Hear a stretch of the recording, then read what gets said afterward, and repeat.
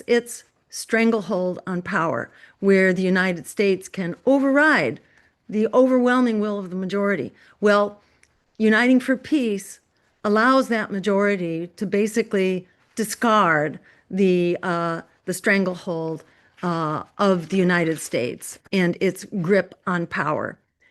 Uniting for Peace allows a majority where the United States can override. Sorry, we're getting a little echo here. Okay, we're good. It allows a supermajority to basically bypass the Security Council. So this is the mechanism that allows it to happen. And there is a one-year deadline on the General Assembly resolution, and that is September 18th. On that day, time is up for Israel to voluntarily comply. And this is when the UN has already gone on record that they will establish mechanisms that compel Israel's compliance. The other factor I want to mention is the global outrage and the political isolation of the apartheid state of Israel. It is, it and the US basically stand alone with a few countries on the sidelines that have largely abstained recently, and a few powers controlled by the United States. But for the most part, they are very small in numbers. So there is the will, there is the mechanism, and we have this date of September 18th coming up right away. So our goal here as Lifeline for Palestine is to help us organize so that we are heard and our voices have an unstoppable impact, so that the majority, the supermajority that is already on record as supporting real measures with traction to stop the genocide, that supermajority holds the line for Palestine. And we will be providing tools and sign-on letters, actions, rallies, etc., for us to lift up. And I must say, there are now people from over 70 countries which have signed on to Lifeline for Palestine. So it's by raising our voices in all of our countries to hold our representatives' feet to the fire in every country, to be sure they continue to stand up and fulfill their commitment and their obligation to stop this genocide now. So it's really important for us to come at this knowing we are not begging, we are instructing our representatives who are supposed to democratically represent us that we do have the power here. Humanity does have the power, and we're going to insist that that power be used.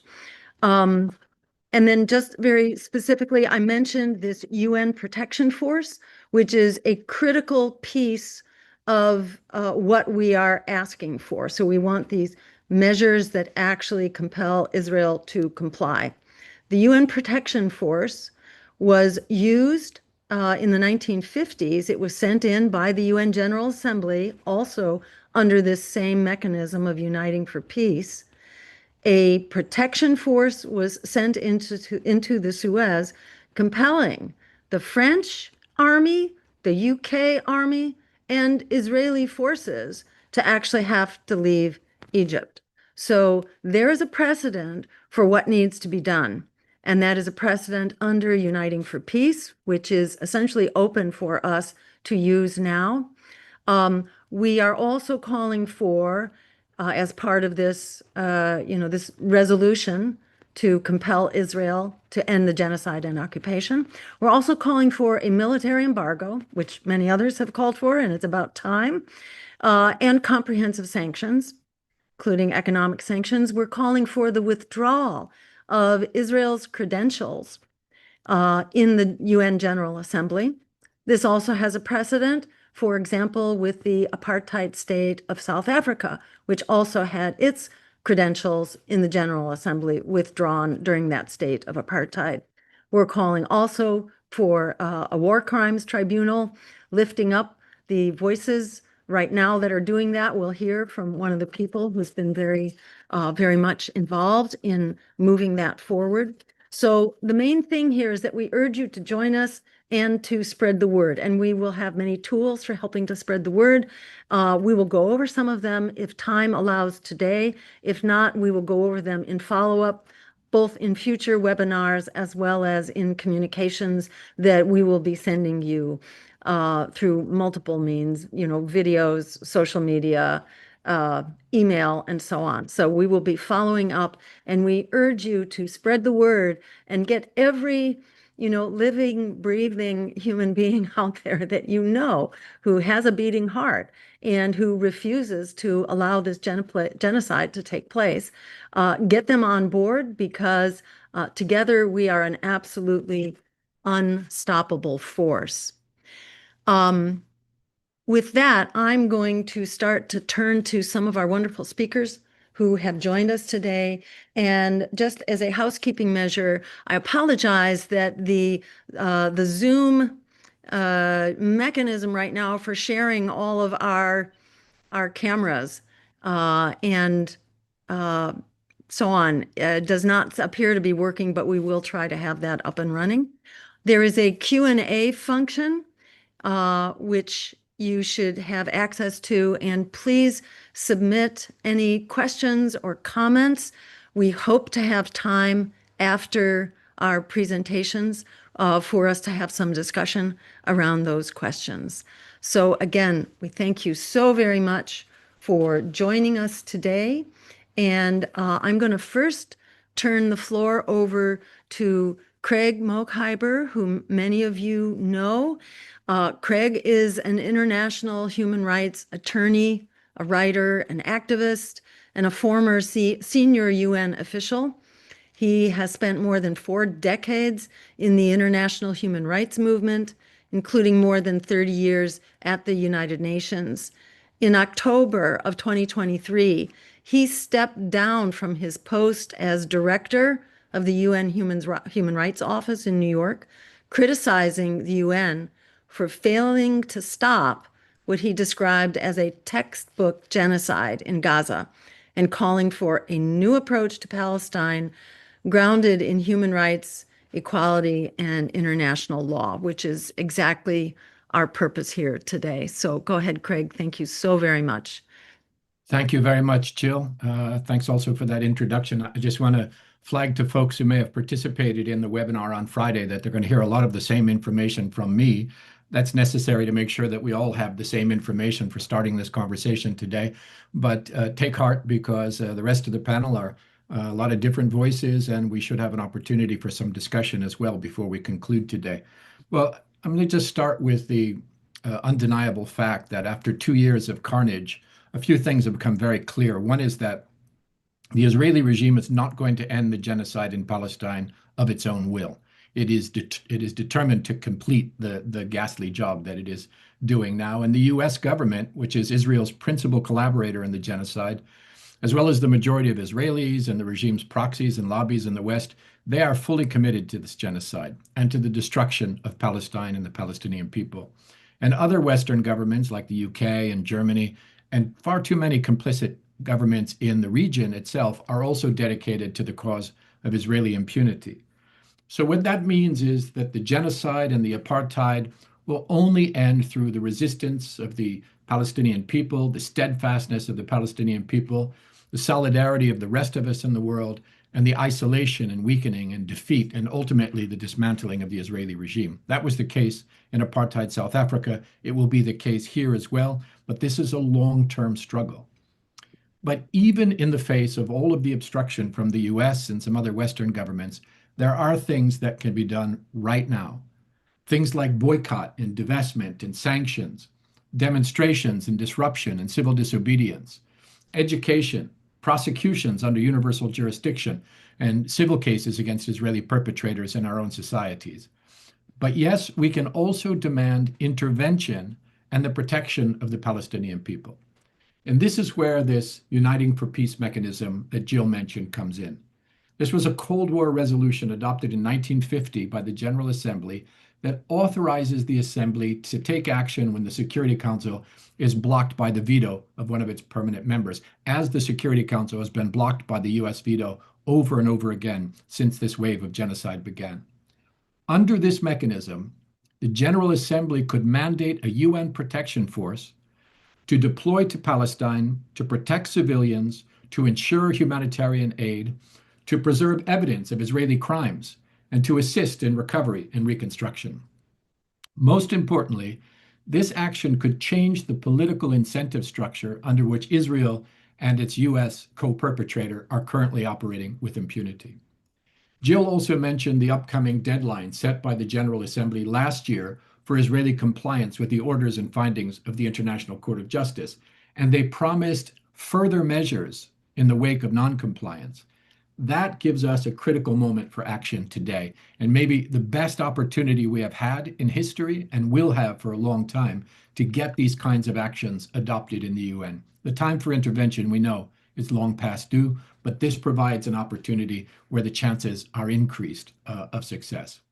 Now, there are a lot of models of intervention. I have written in the past that any country can legally intervene individually or collectively with others to stop the genocide and crimes against humanity of the Israeli regime.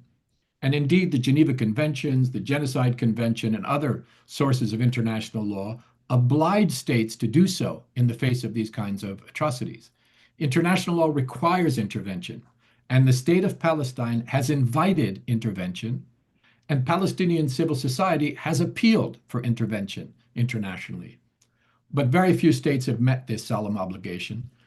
Yemen, under Ansar Allah, has been mercilessly attacked by the United States for doing so, and the genocide has been allowed to rage on for 2 years now. So a multilateral mandate from the United Nations increases our chances of getting states to take action. A mandate from the UN would provide the legal, political, and diplomatic cover that most states would need in order to participate in an intervention. But here there is caution warranted. There are a lot of different proposals for intervention. Some of these are not about protection for the Palestinian people, let alone their liberation. Some of these resolutions would provide no protection at all, just another call for a ceasefire, humanitarian aid, release of hostages, and so on, rhetorical calls, but no concrete measures or action to actually change the situation on the ground. Some of these proposals simply call for civilian monitors to go to Gaza. Imagine a few dozen observers in blue vests with clipboards and radios.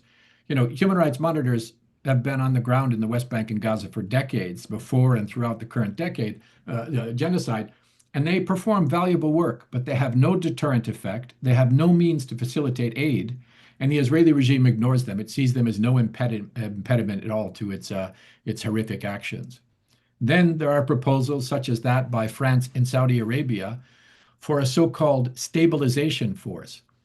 But the details of that proposal suggest that that kind of intervention would not be designed principally to protect Palestinians from the Israeli regime, but rather to keep an eye on the Palestinian resistance, to renormalize the Israeli regime, even as it perpetrates genocide, to return to a kind of status quo ante that existed before October of 2023, with the cruel caging of the Palestinian people and their slow and systematic annihilation.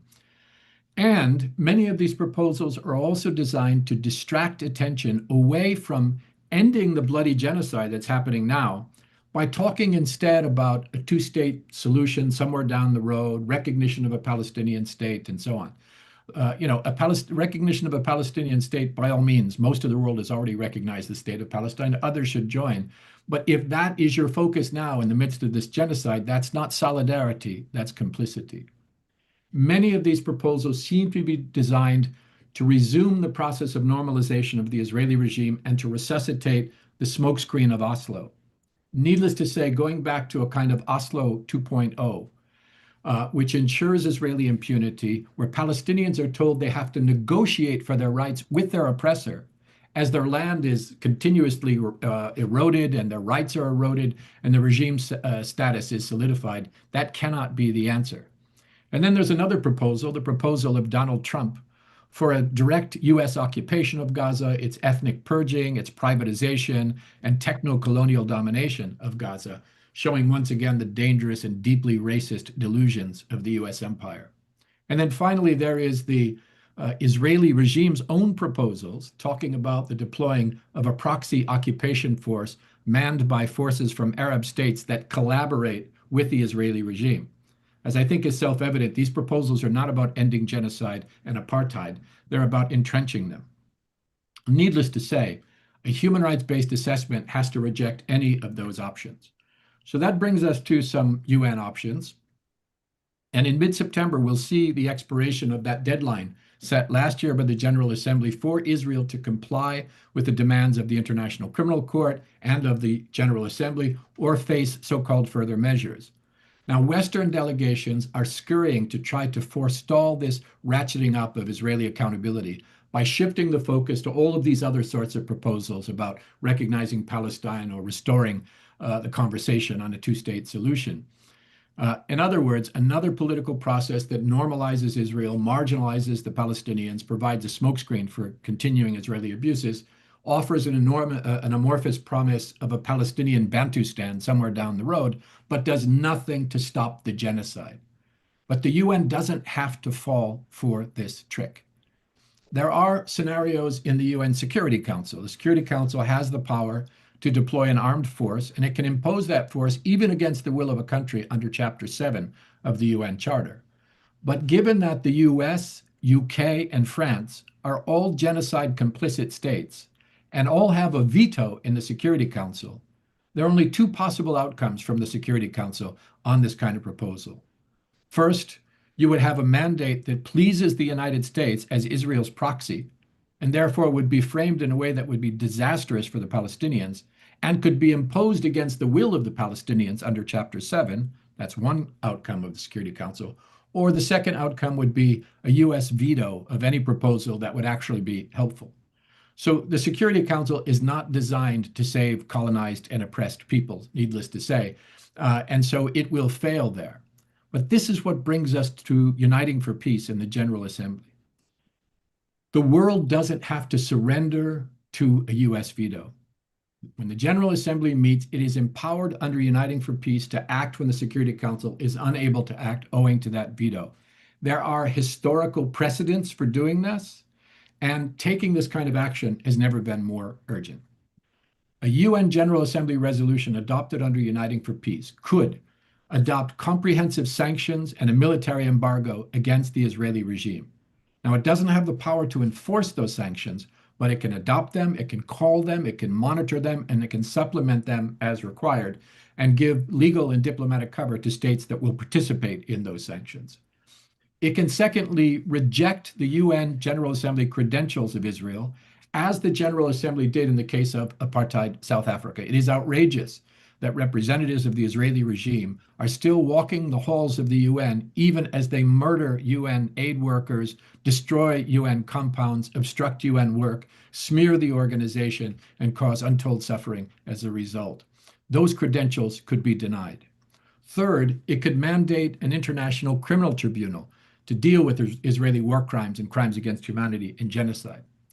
Fourth, it could reactivate the UN's anti-apartheid mechanisms that have been dormant since the fall of apartheid in South Africa and reactivate them to deal with Israeli apartheid. Fifth, and our main focus today, it could mandate an armed multinational UN protection force to deploy to Gaza and ultimately to the West Bank, acting at the request of the state of Palestine to protect civilians, open entry points via land and sea, facilitate humanitarian aid, preserve evidence of Israeli crimes, and assist in recovery and reconstruction. All of this could be adopted by the General Assembly with a two-thirds majority of its members where there is no veto. And in doing so, it could get around the US veto in the Security Council. And because Palestine has requested this force, there is no need for a Chapter 7 intervention.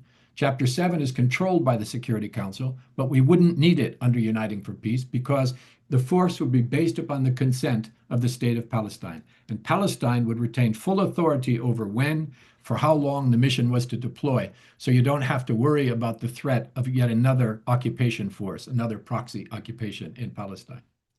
And very importantly, as affirmed recently by the World Court, the International Court of Justice, Israel would have no legal right to refuse, to obstruct, or to influence the mission. The International Court of Justice has affirmed that Israel has no authority, no sovereignty, and no rights in Gaza or the West Bank. They simply do not have a say in this question. The process is very simple. If they begin in the Security Council and a proposal is vetoed in the Council, within 24 hours, an emergency special session of the United Nations General Assembly could be called under Uniting for Peace. This is the 10th emergency special session, has never been fully closed. It could be reconvened at any time, a very easy procedural measure.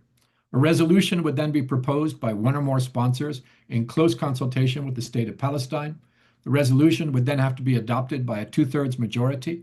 That's the threshold that's set for these kind of resolutions.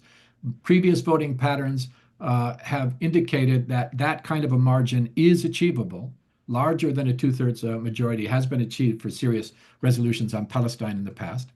The UN Secretary General would then, in consultation with Palestine and troop contributing countries, would put together the force. Some states have already indicated their willingness to provide contingents for the force, and the mission would then be assembled and deployed. Now, legally, there are no hurdles. The rules allow for it. The Uniting for Peace power of the General Assembly has been repeatedly affirmed. There are precedents, most notably the mandating that Jill mentioned by the General Assembly of the 1956 UN emergency force to the Sinai. Over the objections of the UK and France and Israel, it was nevertheless deployed through this mechanism. Of course, the US and the Israeli regime will use every available carrot and stick that they have to try to prevent the necessary 2/3 majority. They'll try to water down the text. They will bribe and threaten states to vote no, to abstain, or to be absent. And you never know with this current lawless government in Washington, they may even threaten sanctions or tariffs, or who knows what other dirty tricks they would apply, as they've already done, by the way, with the International Criminal Court and the UN Special Rapporteur. They may even try to obstruct the protection force itself once it's mandated. And that's why the global majority of states needs to stay the course in the face of these threats. And global civil society and all of us, we have to be steadfast in demands for protection and justice in this case. The whole strategy relies upon the glare of public exposure under which delegations, states will be forced to vote for or against a UN force that would protect Palestinians from genocide. And knowing that almost the entire world has taken the position in the United Nations that they stand with the Palestinian people and against the genocide that's happening in Palestine, they will all have to put their vote where their public positions are. This is not something that could happen easily in the shadows, but in the glare of publicity, there is more hope. No states will, in this circumstance, be able to hide behind the US veto, simply throwing up their hands and say, well, we tried, but the US vetoed it. This is an opportunity for them to vote for protection. Once it's mandated, it could be deployed by air and land and sea. It could be accompanied by international media. It could be supported by all diplomatic avenues to ensure its deployment and to press the regime and its Western backers to stand down. So the world has a chance belatedly to stop this genocide and other crimes against humanity. It only needs the political will to do so, and that's our job, is to try to feed the furnace of that political will. In the face of these kinds of historic atrocities that threaten the very survival of a people and that could bury the whole project of international human rights and international law and international institutions in their wake, you have to deploy every tool that you have available. The world has not done so, and it has to do so quickly. It makes no sense to leave some arrows in your quiver when you're facing something as existential as this moment. Now, we are not naive. We know that success is not assured, but we also know that failure is guaranteed if we don't try. Time is of the essence. These messages that have been already fed to delegations and to the public and to the media, going back many weeks now by so many voices involved in this effort, they are beginning to take notice, but we need more and louder voices to feed into this process. Genocide is raging in Gaza. It's spreading across the West Bank as well. Famine has been declared in Gaza. Israel is expanding its military presence and military attacks in Gaza, and it's rampaging across the West Bank. And the 18th of September will mark the one-year deadline set by the General Assembly for Israel to comply or face further measures. These are the further measures. They need to be applied now, and all of our voices are necessary to make that happen. Thank you, Jill. Thank you so very much, Craig. Thank you for your very powerful words and your very clear uh, description of what it is that we need to do, which is to hold our representatives' feet to the fire and compel them to do the right thing that they have already committed to do. This isn't rocket science. This is about just our working together and turning the crank to ensure that our voices are heard and to exert the public pressure that we are capable of as the supermajority of humanity. And we can't thank you enough, Craig, for bringing your knowledge of the UN processes and politics, really, and making that available to all of us as really networks across the planet to ensure that this happens. So thank you, and we will be working very much in concert with Craig as we go forward to have a series of very strategic projects together to make that influence felt and to make it absolutely unstoppable. I want to also acknowledge that there are many organizations here who have started this work and on whose work we are really building and we are lifting up. And that includes PINGO, the Palestinian NGO network, People Against Genocide Everywhere, Protect Palestine, Dawn, La Via Campesina, which is a network of tens of millions of peasant farmers all across the global south, the Hague Group, and many others. So we're talking about vast numbers and well-organized networks that have already expressed their support for these kinds of interventions. So we will be doing the best that we can to help us all work together in concert to use the power that we do have. I'm going to now turn us over to our next speaker, who is working already on one of these very important networks. And we are very privileged to have with us today Lara Elborno, who is an international lawyer and an activist, originally from Gaza, now based in Paris. She dedicates a large part of her legal practice to human rights, including accompanying asylum seekers in asylum proceedings before French jurisdictions. She's also co-host to a weekly English language podcast called the Palestine Pod, which aims to support the Palestinian struggle for liberation against Israeli settler colonialism and apartheid. And she's been very involved in the tribunal for a war crimes tribunal, essentially, to be able to hold Israel to account and perhaps others outside of Israel, because we know that Israel is being enabled in all of this by U.S. leadership as well. So thank you so much, Laura. We turn this over to you and really appreciate your work. Thank you for being here today. Thank you so much, Dr. Jill, for the introduction. And I remember when we had you on an episode of the Palestine Pod, it was a great pleasure and an honor.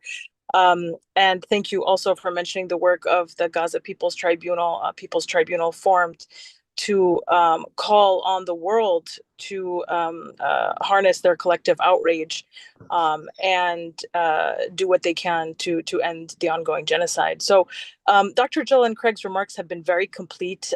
In the few minutes I have, I'm only going to try to add to their urgent calls for activating this Uniting for Peace mechanism.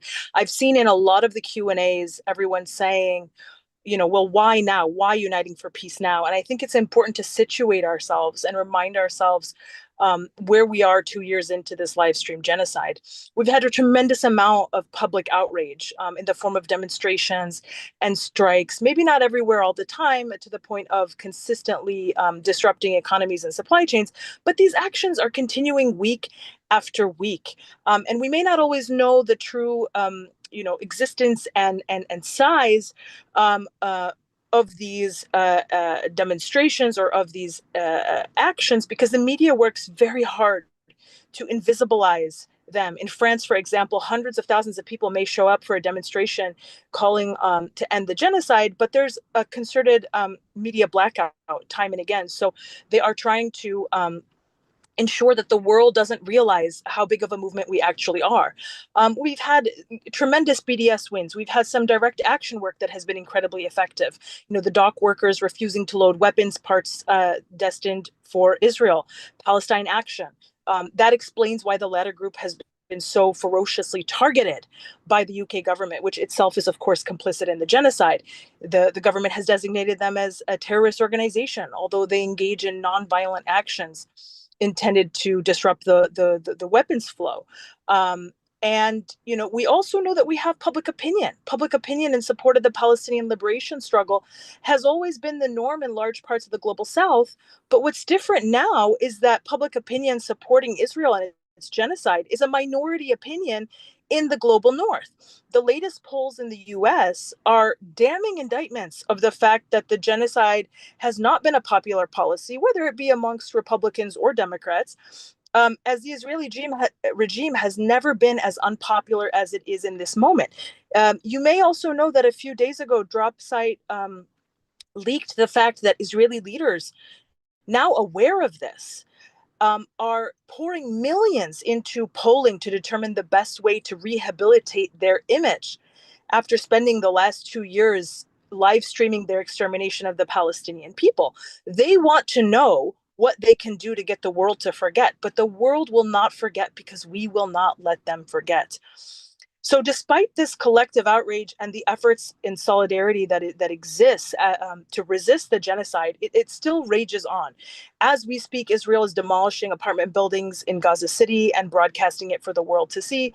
Their leaders have not stopped openly and consistently declaring their genocidal intent. They fantasize about destruction, quote, until not one Palestinian remains, while the Western governments and institutions are still debating the feelings of discomfort that are generated by so-called Palestine solidarity work. And as Craig mentioned, they're sanctioning anyone who dares resist this. So even the work of an international human rights lawyer now is risky work. Whether you work for the ICC, whether you're the UN Special Rapporteur, whether now you're involved with the Palestinian civil society organizations, even doing the work of human rights has made people targets. So the question really becomes, how do we stop this? And I don't think that any of the panelists today have any illusions about the UN as an institution, about, even what it's capable of doing, what it's done in the past. But I think here it's really important to emphasize any institution is only as good as the pressure that we put on it, what we demand of it, and this is the key part, the way that we strategically leverage the processes and procedures that make it up in the service and pursuit of justice and liberation. Understanding that uniting for peace, for example, is a process that can be activated through the General Assembly, as opposed to the Security Council, where the U.S. can sabotage and has sabotaged efforts, even at menial ceasefire resolutions. This is critical, right? Knowing the procedure and processes is key in terms of being able to build momentum and build a strategy to actually use the tools that we have in our toolbox. So I think this is really important. And I think we're also at a very critical time. 2 years into this accelerated live stream genocide, Palestinians are still on their land. Yes, there has been some forced displacement outside of Gaza. And yes, we know that the majority of Palestinians inside Gaza have lost their homes.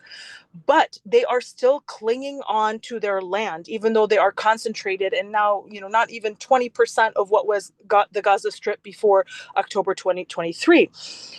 At the same time, we know that the genocidaires are proudly planning what to do next. We've heard of the Trump plan. We've heard of the Netanyahu's 2035 plan. We've heard of Tony Blair Institute being involved, all in an attempt to see the maximum amount of capital that they can extract from Palestinian land. This is colonialism 101. This is nothing new. And so here we must understand what's at stake. What's at stake is Palestinian self-determination. What's at stake is that Palestinians be the latest group, in history that are not allowed to participate in the planning of their future without outside interference or meddling, that are told by these, Western powers, where they will go, where they will live, if they are allowed to live, while others extract wealth from their land and from their resources. And we must say unequivocally to this that this is not allowed, that we don't wish to live in a world where this is possible, where you can imagine, building a resort on the bones and on the mass graves of Palestinian families. Like, this is not the world that I think any of us want to live in.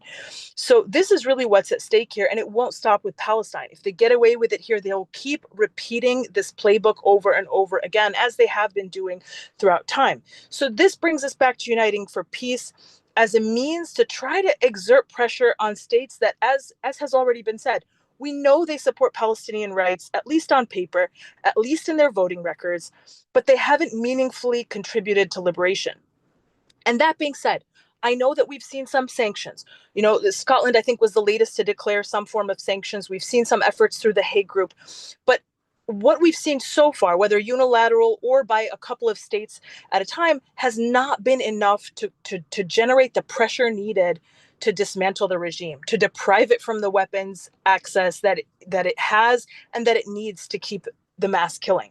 So just to conclude, I think really Uniting for Peace is a possibility for us to galvanize the potential that exists in the General Assembly.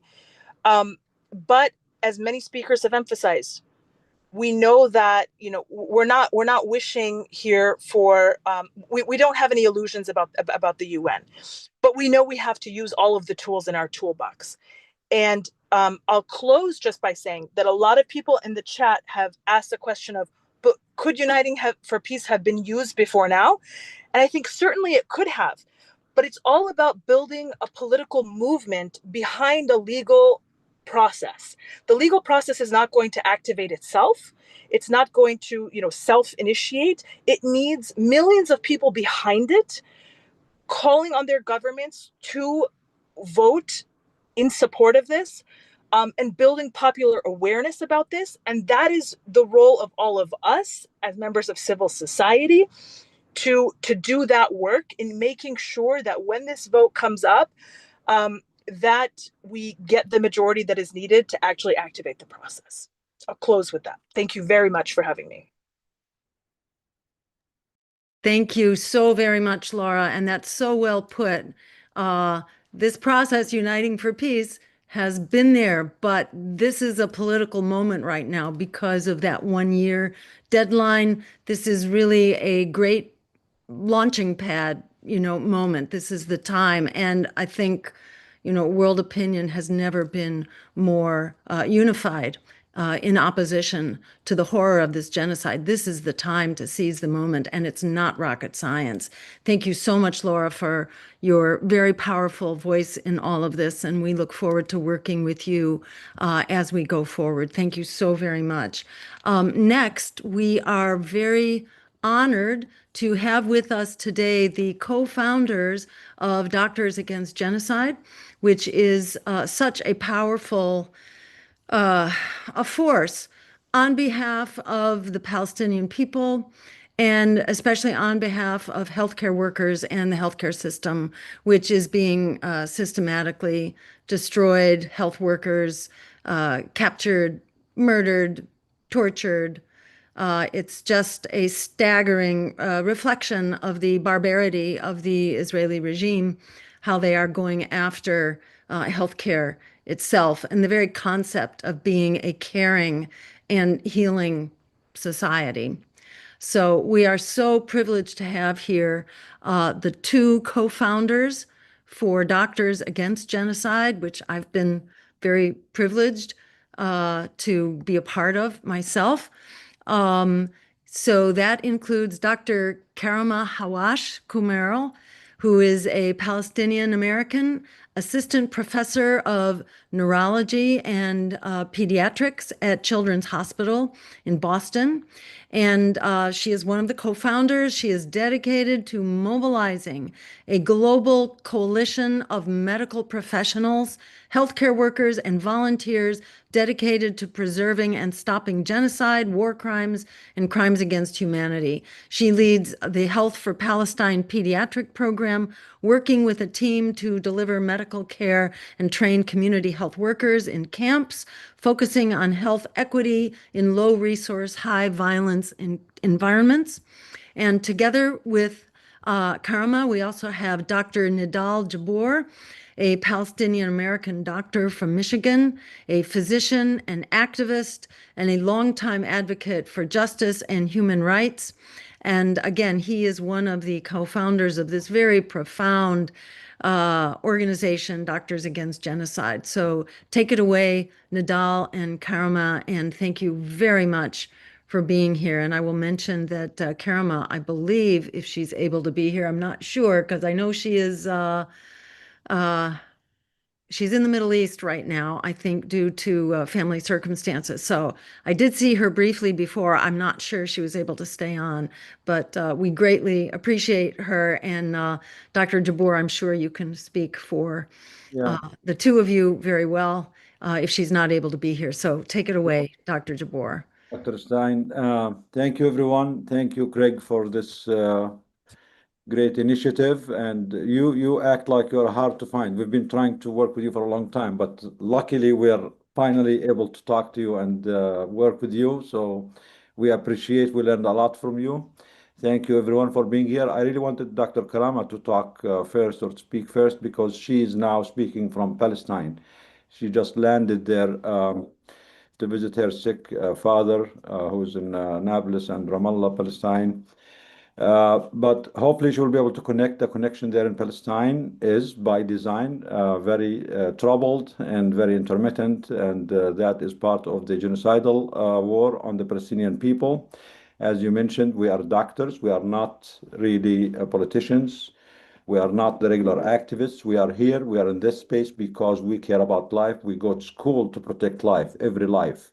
And we think that politics, when it impinges on life, comes under the medical jurisdiction. This is our job, to work with interested groups to dismantle injustice, to dismantle the systems, the structures that enable genocides, war crimes, crimes against humanity, out of our legal and moral and professional obligation toward protection the weak and the vulnerable everywhere in the world. This is a very important initiative, and I really think it's a historical opportunity for the world to once and for good get rid of the American and the Israeli hegemony on the world and the international system. It is an opportunity not for us, the people, not just for us, the people. It's for the governments, for the leaders of the world who have been under the brutal knee of the empire. And they always had the excuse that we are too small, we are too weak, we are scared from America. America can put sanctions on us, which is all true if they do it as one country or two countries. But when the whole world unites under this initiative, all the governments, the United States and Israel cannot sanction the whole world.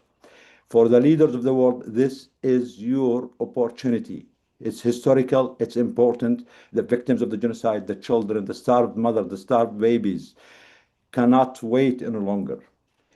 Why now? Because there's a genocide. It's been happening for 20 years. We tried all other means to stop this genocide, and now we have a historical opportunity to free the whole world, the international system, the UN, the international legal system, from the boots of the empire. And again, if we do it as united, the United States, Trump, Netanyahu cannot go after. Let them try. Let the United States and America sanction the whole world, and we will see what will happen to their economies and to their, to their countries. But when we are all united in a real action, not just in performative speeches and statements, now is the time for action. You always came up with excuses that we alone cannot do it because the United States and the empire is too strong. So now is the time to do it as a collective. And you know that your people have been demanding this from day one. They have been demanding this all along. So you have no excuse. As Craig explained very well, stated. The process is there, the mechanism is there, it's all legal, it's all signed by the United States, it's all signed by Israel. We're not breaking any laws, we're making up anything. It's there. Let's use it. It's an opportunity. Maybe we can free the United States from its oppressive regime itself. Maybe we can free Israel from its genocidal ideology. So we're not against any people. So please, this is an opportunity. Everyone all over the world need to pressure their government, use every tool to pressure their governments to take this opportunity. We are all one humanity. We all need to work together. We all need to work united. If we are united, we can do it. No one can scare us, and we have the legal and we have the mechanism for this.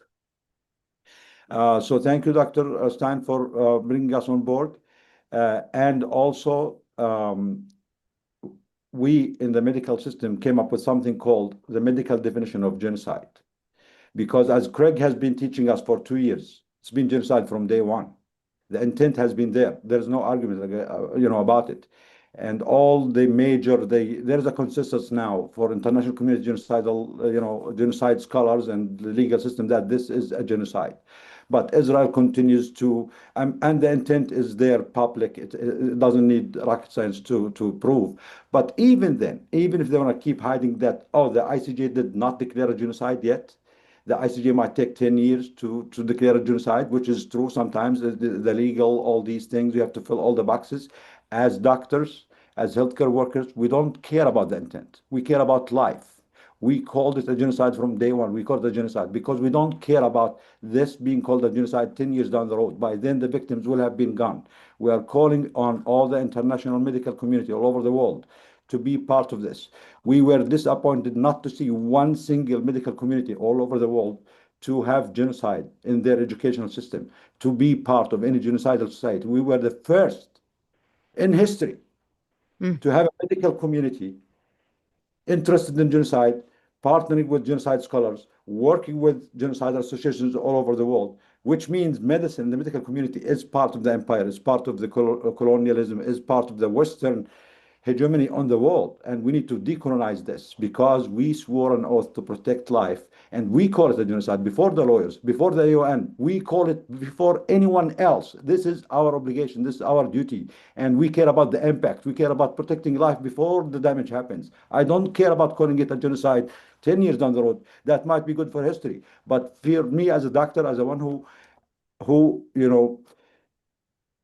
appreciates and who, his whole sole mission in life is to protect the sanctity of life, every life, whether it's a child in Detroit or an immigrant child in LA, or a raped girl in Congo, or a child starved in Sudan, or a child in Gaza. It is our obligation that we are the one who need to lead this and be the ones who call it a genocide before anyone else, before the damage happens, before we sacrifice thousands and thousands of lives.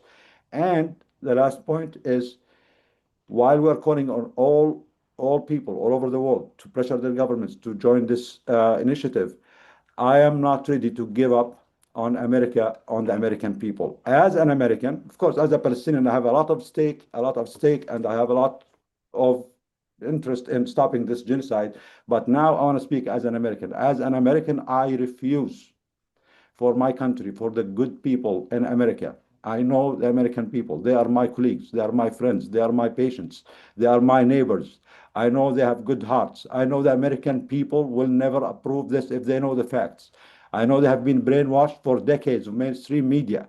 But if they know the facts, they will not approve of them.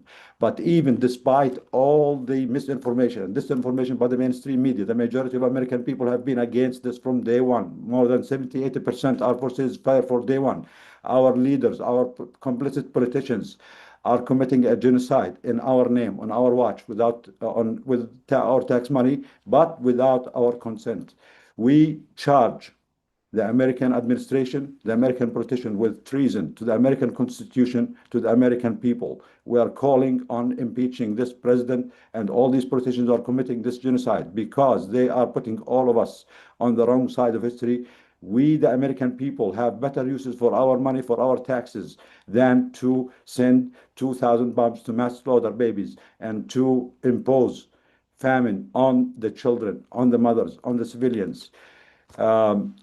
As part of our civil duty, as patriot Americans, we refuse to let our country being put in this spot to be a complete partner in this genocide. And we are calling on all our colleagues, all our fellow citizens and fellow Americans to stand up and do more to stop this, to hold our politicians accountable. Dr. Karamah is here, so I'm going to stop. So give us more space for Dr. Karamah. So please, everyone, there's a lot we can do. The children cannot wait. It is our obligation. It is our humanity. We promise that it is all one humanity. It's all one fight. And we are not against anyone. We don't hate anyone. We only hate the criminals who murder and mass slaughter children. We love everyone, and we think that there is enough in the world for all of us to live in peace, in harmony, in comfort. There is enough food, there's enough resources. The only ones who are manufacturing wars, manufacturing genocides, manufacturing hate are the ones who are benefiting from this. It's the war machine, it's the profiteers. It's not us. We, the people, the American, the European, the Middle Eastern, the Muslim, the Christian, the Jews, the regular person is not benefiting from this. This is all manufactured. They are bidding us against each other because that's the only way they make money at our expense, while we all lose. So thank you, everyone. Thank you for the opportunity. Karamah from Ramallah. Salute. Hello, everyone. I apologize, my internet is weak, but I am here in, how should I say it, belly of the beast, or where action is happening. I would say, Ramallah is very much surrounded by settlers, by roads that are not allowed for Palestinians. The escalation in the discrimination in the West Bank is definitely genocidal in nature. The killing goes without any punishment, without any accountability. So we are seeing it. I am seeing it in the eyes of the people. Everyone is exhausted.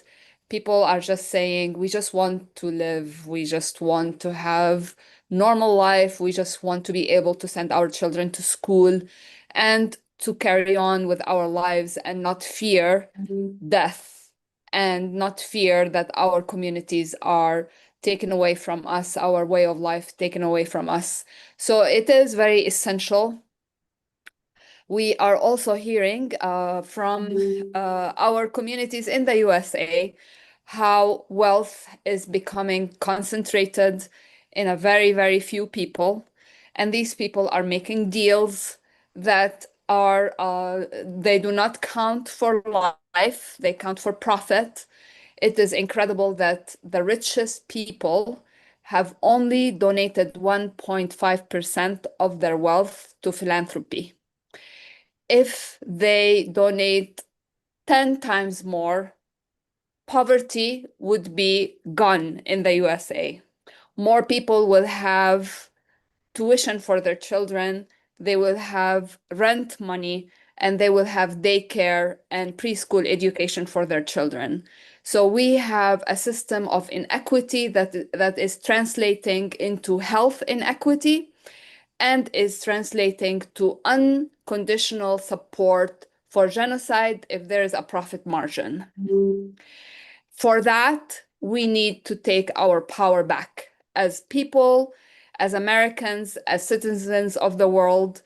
And Gaza is the compass. We are seeing it in live streaming that there is no accountability for killing children, no accountability for making people homeless. We are also seeing it in Congo, we are seeing it in Sudan, and we need to stand up. We need to be able to raise our voices, especially as a medical community. We have Nidal, we have Jill here, we are all doctors. We care about our oath to save life. I am speaking in my own capacity. Unfortunately, I do not represent any institution or any university as I'm speaking. I wish I am representing my colleagues, but I am not, and I have to acknowledge that. But I am very happy to say that we are growing as a medical community that is committed to working against genocide, war crimes, and crimes against humanity.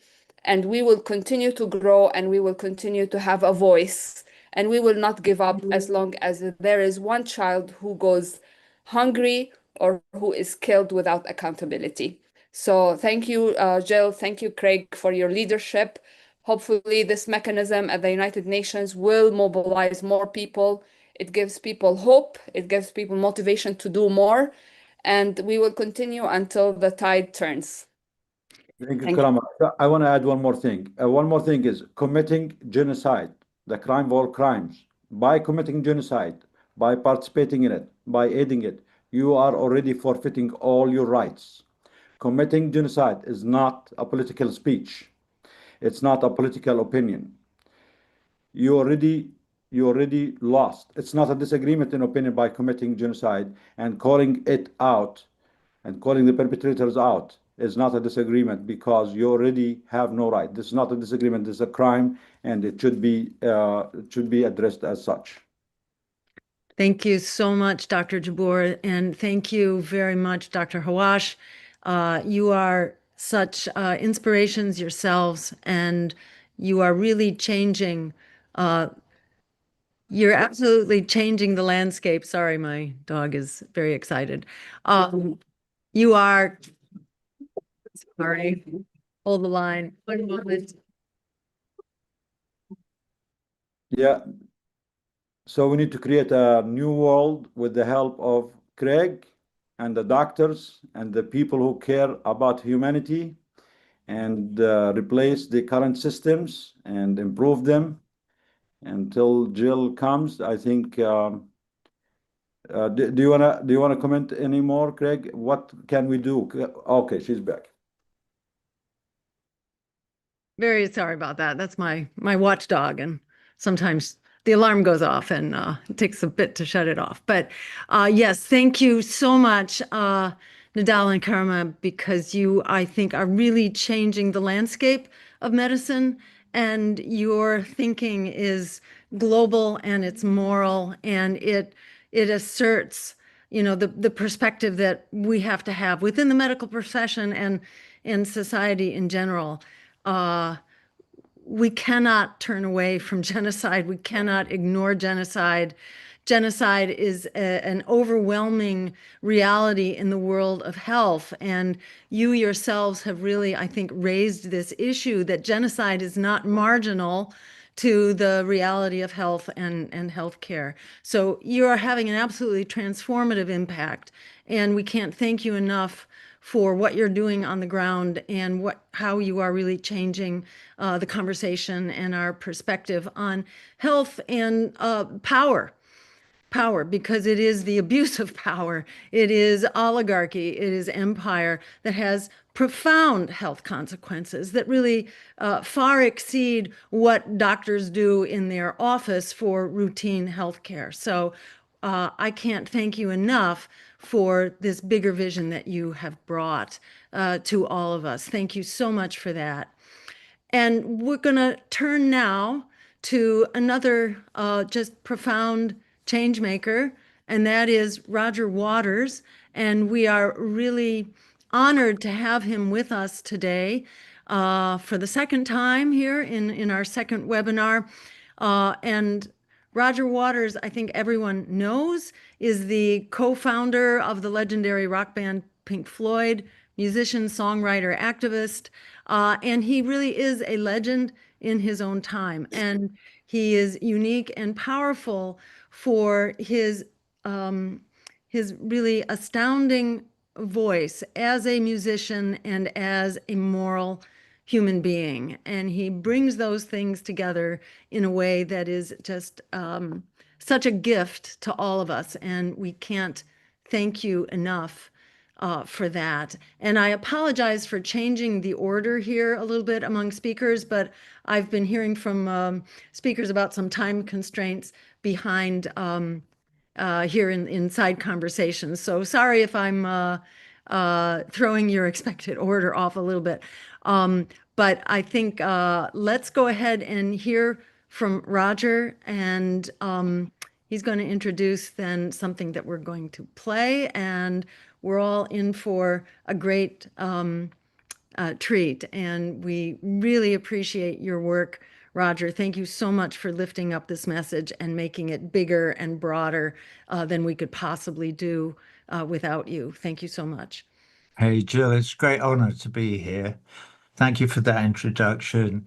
Craig's dissertation on what we're here to talk about was miraculous. The two doctors are very, very moving. Everybody's been fantastic. So I won't go on. And I'm not going to talk about Uniting for Peace. I had no idea that you were going to play my piece again later on, but I'm very glad you are. This, for people who don't know, who've just tuned into the webinar now, is something that I made last Wednesday, and Jill played it on the webinar that we did on Friday, and it's me pretending to be the voice of reason. Well, everybody on this webinar is the voice of reason.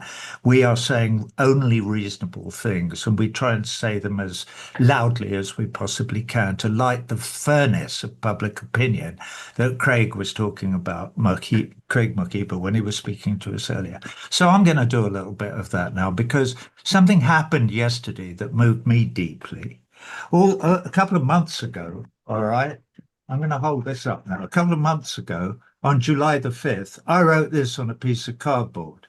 And if you can see it go by, it says, I, Roger Waters, support Palestine action. I think that's basically what it says. And in my contention that Palestine Action is in no way a terrorist organization, where the law in England now has prescribed Palestine Action as a terrorist organization. Yesterday, 900 of our comrades were arrested, I believe in Parliament Square, in like 900. Now, these were all people, some of them looked older than average. Some of them may even have been as old as me. By the way, it was my birthday yesterday. I'm 82 years old. So I've survived their bullshit for all these years. All right. So anyway, these people all sat on the ground in Parliament Square and wrote on pieces of paper, I support Palestine action. And then the police who were there, who I have to say did not look happy about having to do their duty under the law in England. They had the grace to look embarrassed, some of them, arrested these people and carried them off into vans to take them away and lock them up. So I thought about this and I thought, oh my good, 900 yesterday, this Saturday in London. And they're agreeing with me. We all support Palestine, even though anyone who says they support that kind of direct action is liable to 14 years imprisonment in the United Kingdom. So the United Kingdom is now a fascist state, absolutely underscored. They completely admit it. Thank you, Margaret Thatcher and Tony Blair, for introducing these ideas all these years ago. Anyway, I'm not going to beat around the bush, but it made me think about direct action. Okay, direct action is absolutely essential. This webinar is wonderful, but it is not direct action. It is us trying to influence opinions and garnish people to do things. I want to suggest something now. Maybe it could start tomorrow. There is a football match tomorrow, but unfortunately, I think it's in Israel. I don't know where it's being played. It's between Israel and Italy. But the Israeli team will be traveling around in World Cup qualifiers here and there. I and hundreds of thousands of others have been demanding of FIFA, the world governing body of soccer, and UEFA, that they ban Israel from all international competition starting now. All right, this Sunday. Whoever is anywhere near that soccer match, unfortunately, I think it may well be in Israel, so there probably won't be very many. But maybe it should be the Italian team who should say, we refuse to play them.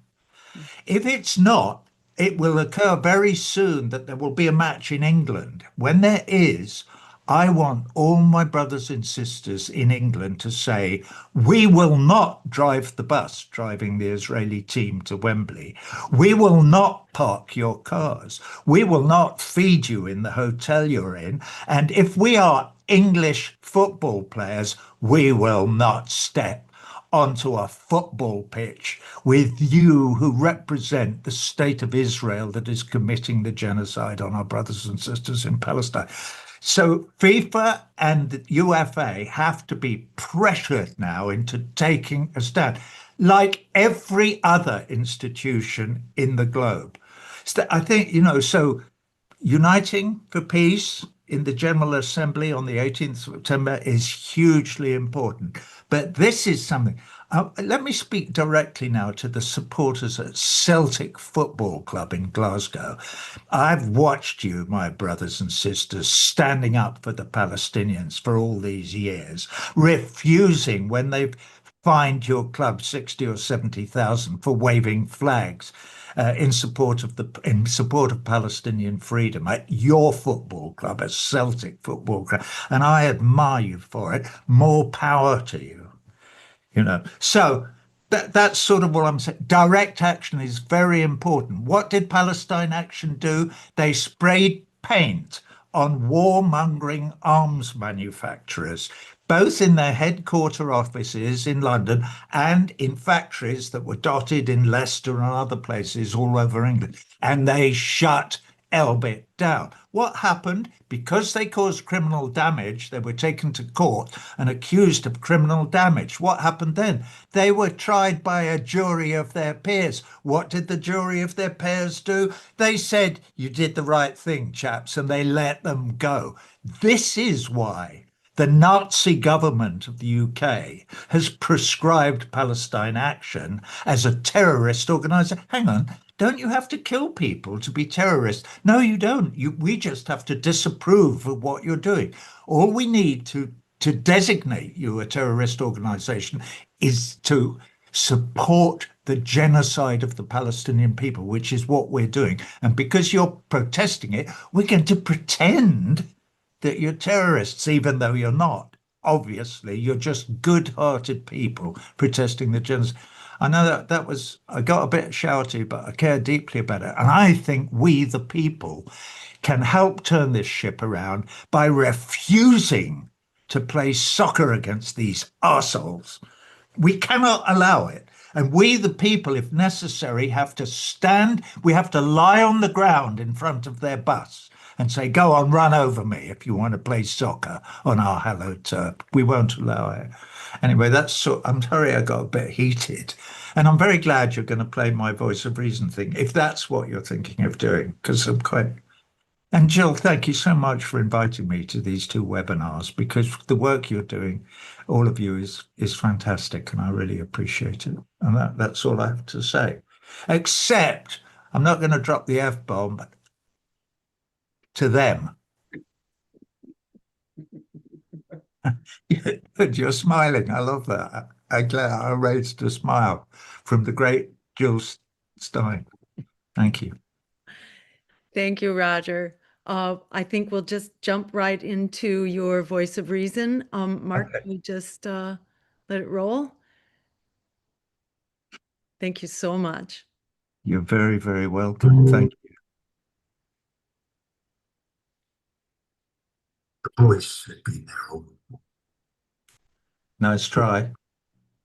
Hidden in the stones in the rivers. It's always tricky. Hidden in all the books. Let's see. Mark, we need to get the video up too. We're not seeing that. That was a nice video of Mark.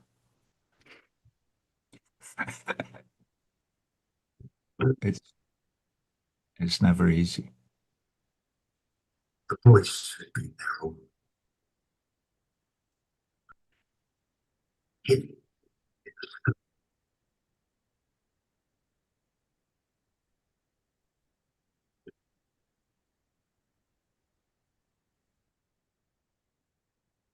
Little technical pause here while we try to get that video running. I wish I could speak personally to all of those 900 people who were arrested. I wish I knew where they were. Are they still locked up today? How long are they going to keep them in prison? What the hell are they going to do with them when they've sentenced them to 14 years? These are ordinary people. They've never done a wrong thing in their lives. They're being locked up simply because they have a moral compass and they have expressed a point of view in public. Somebody in the documentary, the Guardian, news item, said, look, they're arresting people for writing something on a piece of paper. And the thing they wrote is, I support Palestine action. Ooh. So how's he getting on? How's your man getting on with the voice of reason? You can always do it later, Jill. If you've got other people waiting to Great. talk, why not let them talk Why and don't do we it? do that? We'll let Mark troubleshoot while we bring on our final two speakers, and then we'll see if we can play it at that point at our wrap up. Our next speaker actually on our list actually is Mark Elborno, and maybe after you talk, Mark, then you can troubleshoot after that. Does that work for you? Okay, great. Mark is a Palestinian American from Gaza, and he is an example of really what we're hoping everyone will do, because Mark was not an activist until the crisis of this genocide hit, and it has transformed his life. And Mark is on this 24/7 and has really enabled many of us to change the conversation. And Mark is sort of a man of many talents and incredible technical wizardry, and has helped us as an organization, Lifeline for Palestine, kind of go from 0 to 60 miles an hour here in about a week and sort of lay down all the infrastructure. And he does it while he's in meetings, talking on his phone. He'll just kind of create the technology on his cell phone. Is actually really quite incredible. So I feel so privileged to have Mark as a colleague. He's also the treasurer of the Green Party now, and he was co-chair of Abandon Biden-Harris in North Carolina, and achieved incredible numbers of opposition. So Mark helps connect the dots between political power and justice, and helps everyday ordinary humanity be heard within the political process. So, and he's also president of the North Carolina Arab and Muslim American Caucus, uniting communities in the fight for justice and liberation. So go ahead, Mark, and Jill, did you take it say away. all this has been done by a Palestinian American from Gaza whose name is Mark Elborno? That's Can you right. give him a Yes. clap, please? Yes, it's really Thank you, Mark. it's quite incredible. And he does it while he's multitasking. I know, believe me, yeah. He has 4 calls when he talks to me, 4 calls going on at the same time. So I don't know how he does that. Thank you so much, Dr. Jill Stein and Dr. Nidal. I'm learning from the best here. And you both actually give me the energy and the power that everyone feels and have while actually listening to you. Not just talking, see you in action. Well, let me tell you this. We are here today because Palestine cannot wait. Every day, every hour, lives are killed in Gaza. Families are being destroyed. Children are being buried. This is not something that we can wait for tomorrow or next year or next election. The urgency is now. And that is why we must rise above all the things that divide us, whether it's a political party, organization, or personality. None of that matter right now. What matter is that we stand as one voice, one movement, one people, united for Palestine. Put our differences aside. Stand united for Palestine. For years, I have tried to reach out to leaders in both red and blue aisles, Republicans and Democrats. They give big speeches. Sometimes they even say the right words about human rights, about justice, even about Palestine. But when the time comes to act, when the time comes to act, to stand up and use their power to change, they are silent. Their speeches are empty if they will not support the solution that is demanded right now. And I say this with sadness. It is not only the politicians who disappoint us. Too often our own community are the first to let us down. Some stay quiet when they should speak. Some fight with each other instead of building together. And others tie themselves to the political parties that have funded and allowed this genocide to continue. But Palestine cannot wait for us to heal wounds or argue over politics. Palestine needs us united now. Here is the truth. We have a solution. We have a solution in front of us right now. It is called Uniting for Peace at the United Nations. The United States cannot use their veto power to block it. The world, a clear majority of nations, has already voted time and time again standing with Palestinians and Palestine. We need to push governments to act on what they already support. This is the heart of the lifeline for Palestine. This is not just another campaign. It is a global mobilization of people. It is about taking the power that already exists, the pro-Palestinian majority in the world, and turning it into a real action. We are the lifeline for Palestine.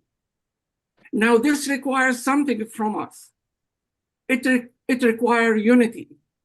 It requires that we put aside what divides us and focus only on what unites us. And what unites us is stronger than anything separates us. What unites us is the mother. Is the mother in Gaza holding a child with no safe place to run. What unites us is the students who wants to study but has no school left standing. What unites us is the dream of a free Palestine from the river to the sea, where every child can live in peace and dignity. From the river to the sea, Palestine will be free. Lifeline for Palestine is about people power, civil society, communities, organization, individuals coming together across borders and across religions. It's about making governments feel the pressure of the people until they act. We already have the majority on our side. Now we must turn it into strength, into action, into justice. And that will only happen if we are all united. Unity is our power. Justice is our dream. Liberation for Palestinians is our goal. So today I say that let us put aside our disappointment. Let us put aside our division. Let us remember who we are and what we are fighting for, because together we are the lifeline for Palestine. And if we hold the line together, history will remember that the darkest hour, when Gaza cried out for help, we answer. We stood as one. We pushed the world to act. And one day soon, When Palestine is free, we will be able to look back and say, we did not stay silent. We did not let our differences break us. We choose unity. We choose justice. And we choose liberation. From the river to the sea, Palestine will be free. From the river to the sea, Palestine will be free. From the river to the sea, Palestine will be free. Thank you. Palestine will free all of us and will free the humanity and will unite all the humanity. It's not just about Palestine. Palestine, we owe Palestine that it is freeing all of us. So we owe Palestine. And yes, from the river to the sea, Palestine will be free and one world, one humanity, despite the aggressors, the warmongers, the war profiteers, the anti-human psychotic genocidaires. Thank you. Thank you so much. Thank you, Mark, for your beautiful words and your inspiration. And Palestine is all of us, and we are only as free as Palestine is free. And it's not only the people of Palestine, it is the whole body of international law and humanity who are under assault. So thank you, Mark, for leading the way. Thank you, the people of Gaza and Palestinians, for leading us in this watershed moment to a higher humanity as we discover who we must be together. Thank you so very much. We're going to turn now to our next speaker. And while we bring her on, Mark, maybe you can work on that video for Roger, and hopefully we can play that after Medea. We then have a couple more commentators we would like to draw on, some special guests, and then a couple members of the press who have very kindly come to participate in a discussion here. So first, I want to introduce Medea Benjamin, who is well known, I think, to all activists, an absolute powerhouse of activism and justice and the spirit of real democracy. She is also an author and a co-founder of Code Pink and Global Exchange. Let's see, I think there's an open mic. Someone has an open mic. If you can. That's me, I think. Oh, okay. All right. Well, you're allowed, Medea. That's great. Medea has been a leading voice for peace and justice and human rights and challenging U.S. militarism and corporate power through organizing, writing, and advocacy. She mobilizes global movements, truly global movements for equality, diplomacy, and nonviolence. And we are so honored to be working in concert with her here on the Lifeline for Palestine. And go ahead, Medea, because Medea is going to talk about what it is that we actually need to do and what we'll be calling on all of us to do together. Take it away, Medea. Thank you. Yes, well, I am in the streets of Washington, D.C., where we have had protests every day. And I just want to say that the one yesterday really brought so many beautiful issues together, which was the issue of get the military off the streets of Washington, D.C., get ICE out of our community, and free Palestine. And they were all merged together. That's great. Very, very beautifully, because we understand the connection between them. And why I'm so excited about the Lifeline for Palestine, and want to thank you and Mark and everybody who's been putting so much work to pull this together, including Craig's brilliance about the UN, is that anything that moves us in the direction of weakening the Israeli regime, weakening US support, and strengthening our movement is something we should get behind. And while we have been just watching in horror every single day what has been happening for almost 2 years, we also have been responding as a global community, pouring out into the streets.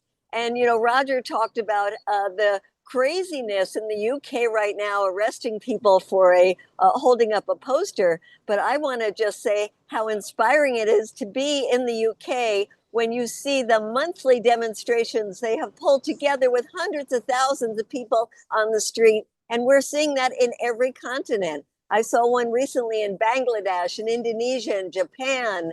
Of course, Ireland has wonderful demonstrations, Brazil, Australia, and let's not forget Yemen, where the crowds come out in the millions. And these protests, as well as the boycott campaigns, the cultural movement we have, they have done something very incredible, and that is change public opinion, especially here in the United States, when it seemed like the corporate media had a stranglehold on public opinion, and that has changed. When you see the Gallup poll that came out recently and said that the support for Israel is the lowest it has ever seen since it started taking those polls 25 years ago.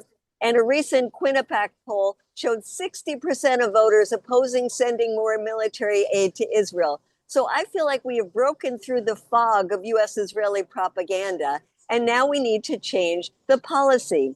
You know, leaders, even progressive ones, don't just wake up one day and say, oh, I think I'll hold Israel accountable. They act when they're pressured from below. We see that even in the case of South Africa, where it was pressure from below inside Africa and around the world that made South Africa decide to bring its case to the International Court of Justice and win the support of 12 other countries, despite the reprisals. And grassroots pressure created the Hague Group, now 30 states strong, with 12 members committing to ban arms shipments and block military shipments from their ports. But of course, 12 is not nearly enough. All 125 countries that voted to demand an end to the occupation have to back up their words with deeds. They should be halting weapons. They should be cutting trade. They should be cutting shipping and air links to Israel. They should be cutting diplomatic relations with Israel. And, you know, there is a glass half full, glass empty when you look at what some of the countries have done. We see that Turkey has been praised for cutting trade, but then we also know that oil and steel and concrete still flow through their ports, but it's grassroots pressure that's going to stop that. We see the Netherlands and Sweden that have called for suspending the EU-Israel trade deal, but why don't the Netherlands and Sweden just suspend all trade by themselves? Why not cut relations entirely? Well, that is what the grassroots movement in those countries are doing. And that's what is required both by the ICJ ruling and the Uniting for Peace resolutions. Individual states must act, and the UN must act as a whole. And I want to envision what this protection force could look like, because I think we're all so inspired by the flotilla. When we see those sailing boats on the water now and talk to the people who are risking their lives, it just lifts us up. And of course, it lifts up the people in Gaza. And just think, if it wasn't these fragile boats that Israel can board with impunity and kidnap the passengers, imagine if they were naval ships flying national flags, carrying food and doctors and baby formula with the authority of sovereign states. And I want to quote UN Rapporteur Francesca Albanese, because she says it has to happen. She says member states with Mediterranean ports, including France, Italy, Egypt, Tunisia, Algeria, and Spain, must send their navies to break the siege and stop the genocide. History will not forget. We want a protection force, we want a UN-led trade boycott, and we want to stop all weapons. And let's be clear, because there is this very crazy discussion in the United States about offensive and defensive weapons. We want all weapons cut to Israel. And I want to name the biggest supplier of those weapons, which is, of course, the United States. And here in the US, with this street protests we've had, the campuses, the social media, we are making change. It's agonizingly slow, but it is change. And I want to give a few examples of how that's manifested. One is on July 30th, when there was a Senate vote that had 27 senators opposing a weapons package to Israel. In the US context, where AIPAC has long ruled Congress, that is remarkable. And just last week, we had 3 centrist Democrats, not progressives, centrist, 2 from North Carolina and 1 from Kentucky, announce that they would no longer take AIPAC money. That is grassroots pressure in action. And even Donald Trump, in a Daily Caller interview, he admitted that the Israel lobby isn't what it used to be. He said 20 years ago, Israel had the strongest lobby in Congress. Today, it doesn't. He said there was a time when you couldn't say a bad word about Israel if you wanted to be a politician, but that has really changed. And then he added something very important. He said, Israel may be winning the war, but it's losing the world of public opinion. And so I want to end not on the words of a genocide supporter like Trump, but on a different image, and that is the Venice Film Festival, where the docudrama The Voice of Hind Rajav, about the 5-year-old girl murdered by the Israeli military, received a record-breaking 23-minute ovation. That grief and solidarity was shared across the world. So yes, we have won the world of public opinion. Now the question is, can we turn that moral power into political power and force the UN to act? I think we can, with the strength of our unity, because the people of Palestine cannot wait. Thank you so much for the chance to address you, and more importantly, be a part of this historic venture. Thank you. Thank you so much, Medea. Bravo. And there you are on the streets of Washington, D.C., about to go into your next event. And you're an absolute inspiration. And it is a great honor and privilege to be working strategically with you and the many other people and organizations represented on this call, so that together we will be an unstoppable lifeline for Palestine, and we will end this genocide now, using all the tools available to us. Let me just ask quickly, Mark, have you had any luck getting that video to play? No. All right. So we're going to make a promise that at our next webinar, which hasn't been set quite yet, but if there's interest, we will do another one very soon. Roger, your words, nothing could be stronger than your words today as well. So we already got our dose of Roger today. But the hunger for Roger's music and poetry is also insatiable. So we promise to feature the voice of reason and this magnificent creation that Roger put together, which is very powerful. So we will share that at our next webinar, and that's your incentive for everybody to come back for the next webinar. And we have with us today also 2 commentators and then 2 members of the press. And we would love to get just brief statements in just a couple of minutes, if we could, from our 2 commentators who have been very much in the forefront of action to stop the genocide and have been witnesses to genocide and have been real powerhouse voices to help people mobilize. And we're really honored to have them here today to make brief statements in the hopes that as we mobilize, we can direct this force into concerted action together to be able to actually stop this genocide right away in this upcoming opportunity in the UN. So let me start with Josephine Guilbeau, if I'm saying the name correctly. And Josephine, Captain, known informally, is a former U.S. Army all-source intel analyst and an anti-war activist. And her mobilizations include Operation Enduring Freedom, where she supported cyberspace operations for U.S. Cyber Command and Cyber National Mission Force, earning an Army Commendation Medal for her vital role in the mission and 3 Army Achievement Medals.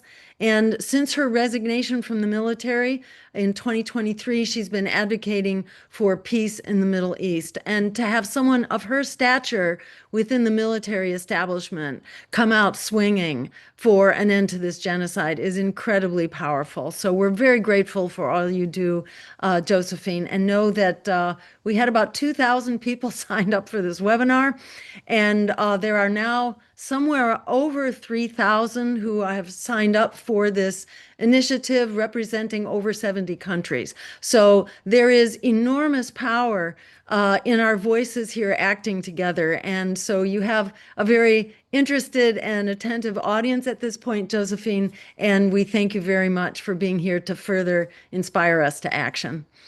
Thank you guys for having me. One thing I really want to touch on very briefly is the reality that we have to become uncomfortable in what we're doing.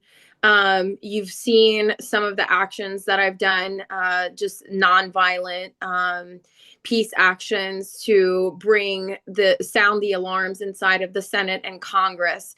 And I just want to tell you guys that doesn't come easy to me to do that, especially as someone who served this country for over 17 years, as a mother, as a Christian. It's not something that I'm happy to have to do, but it's something that I know must be done. And I'm just encouraging all of you to do the thing that is uncomfortable to do. Reach out to organizations that you would never expect would get on board in these initiatives, right? So veterans, for example, for me, for veterans organizations, Wounded Warrior Project, just different organizations that you didn't know would want to participate, and sound the alarm. All organizations at this point should be participating in direct actions, on the ground, grassroots actions, to continue to sound the alarm and bring attention to Gaza. I know as U.S. veterans, we organized a U.S. veteran boat. There are 8 U.S. veterans on the Global Samud flotilla sailing to Gaza. That is being led by Greg Stoker, a journalist at Mid Press and former U.S. Ranger. And these are the types of things that we have to continue to do.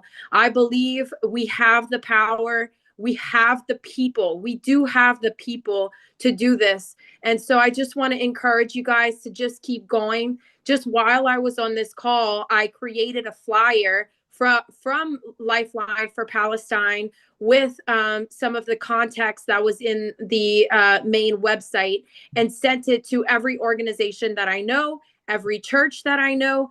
And I'm looking at creating a distro of the archdiocese.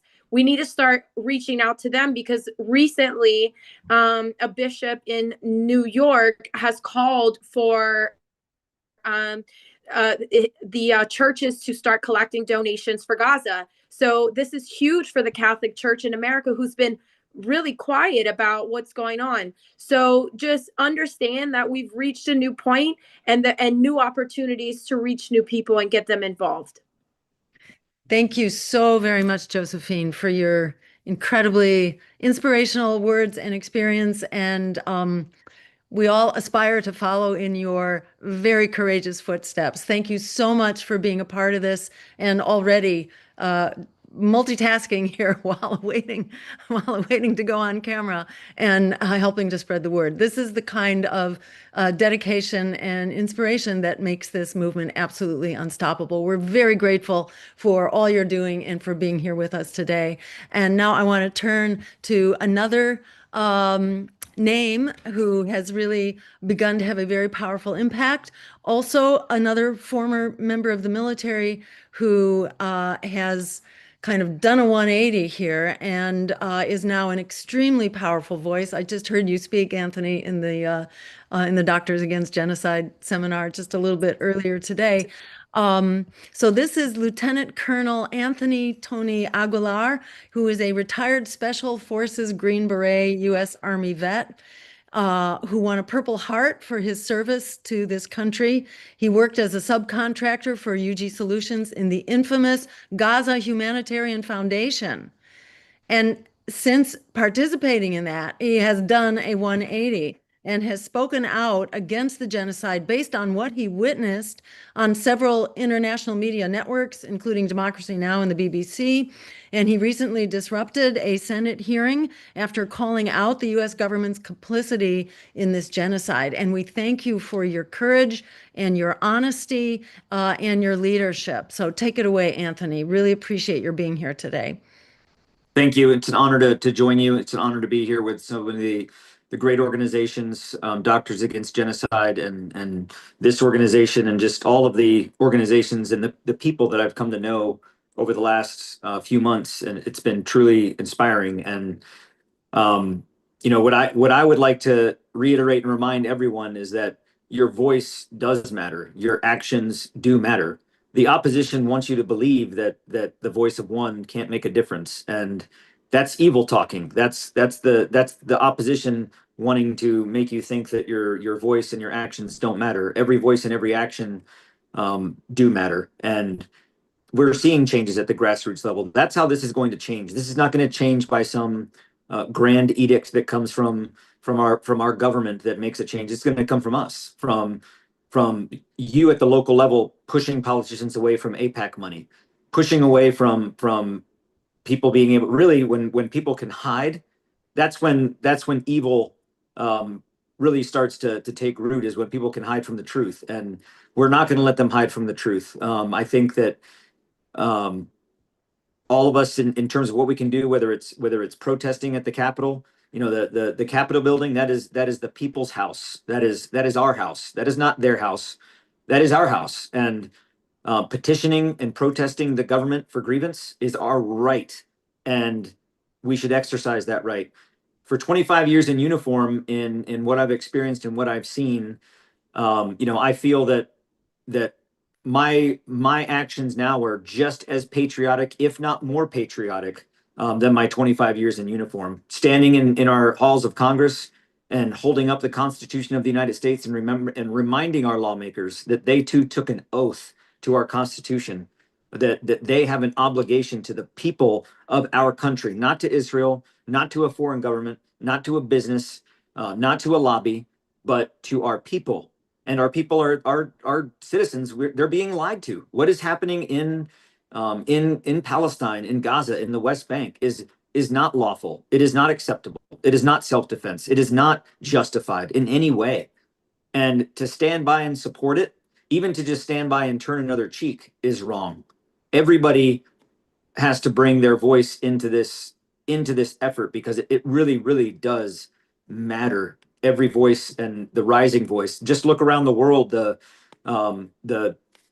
turning of perception because of the truth, because people that have been telling the truth. And I have so much admiration and respect for those that have been speaking out on this when it was when there was much more pushback. And believe me, this position is not popular, but popularity is not the point of it. It's humanity. This isn't about politics. This isn't about religion. This isn't about pushing back against the red or blue, up or down, or one side or the other. This is about humanity.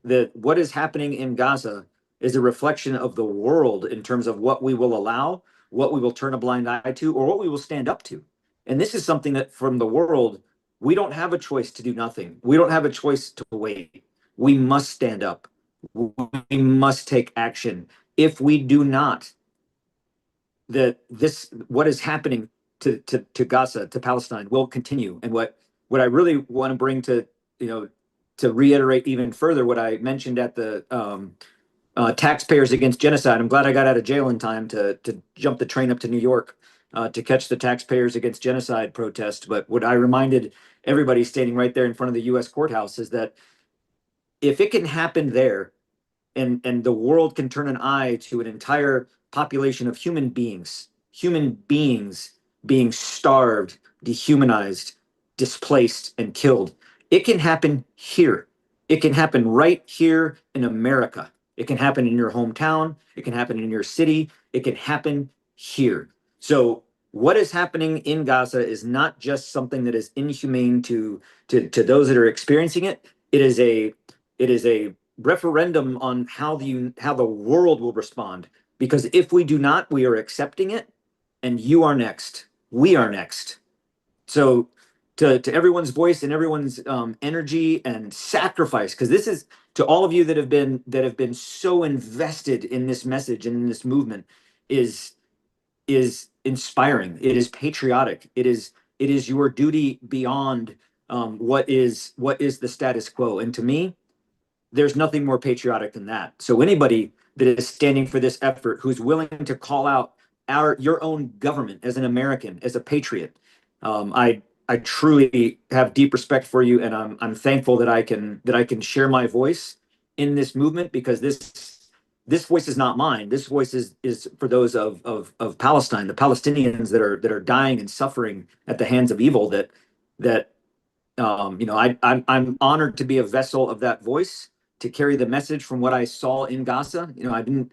This isn't coming from interviews or from interviewing people that were there, or letters or images online. I was there. I witnessed it with my own eyes, and I'm speaking to it that I could take to my grave, that what I saw is the truth. And I'm thankful that I can be a part of that message.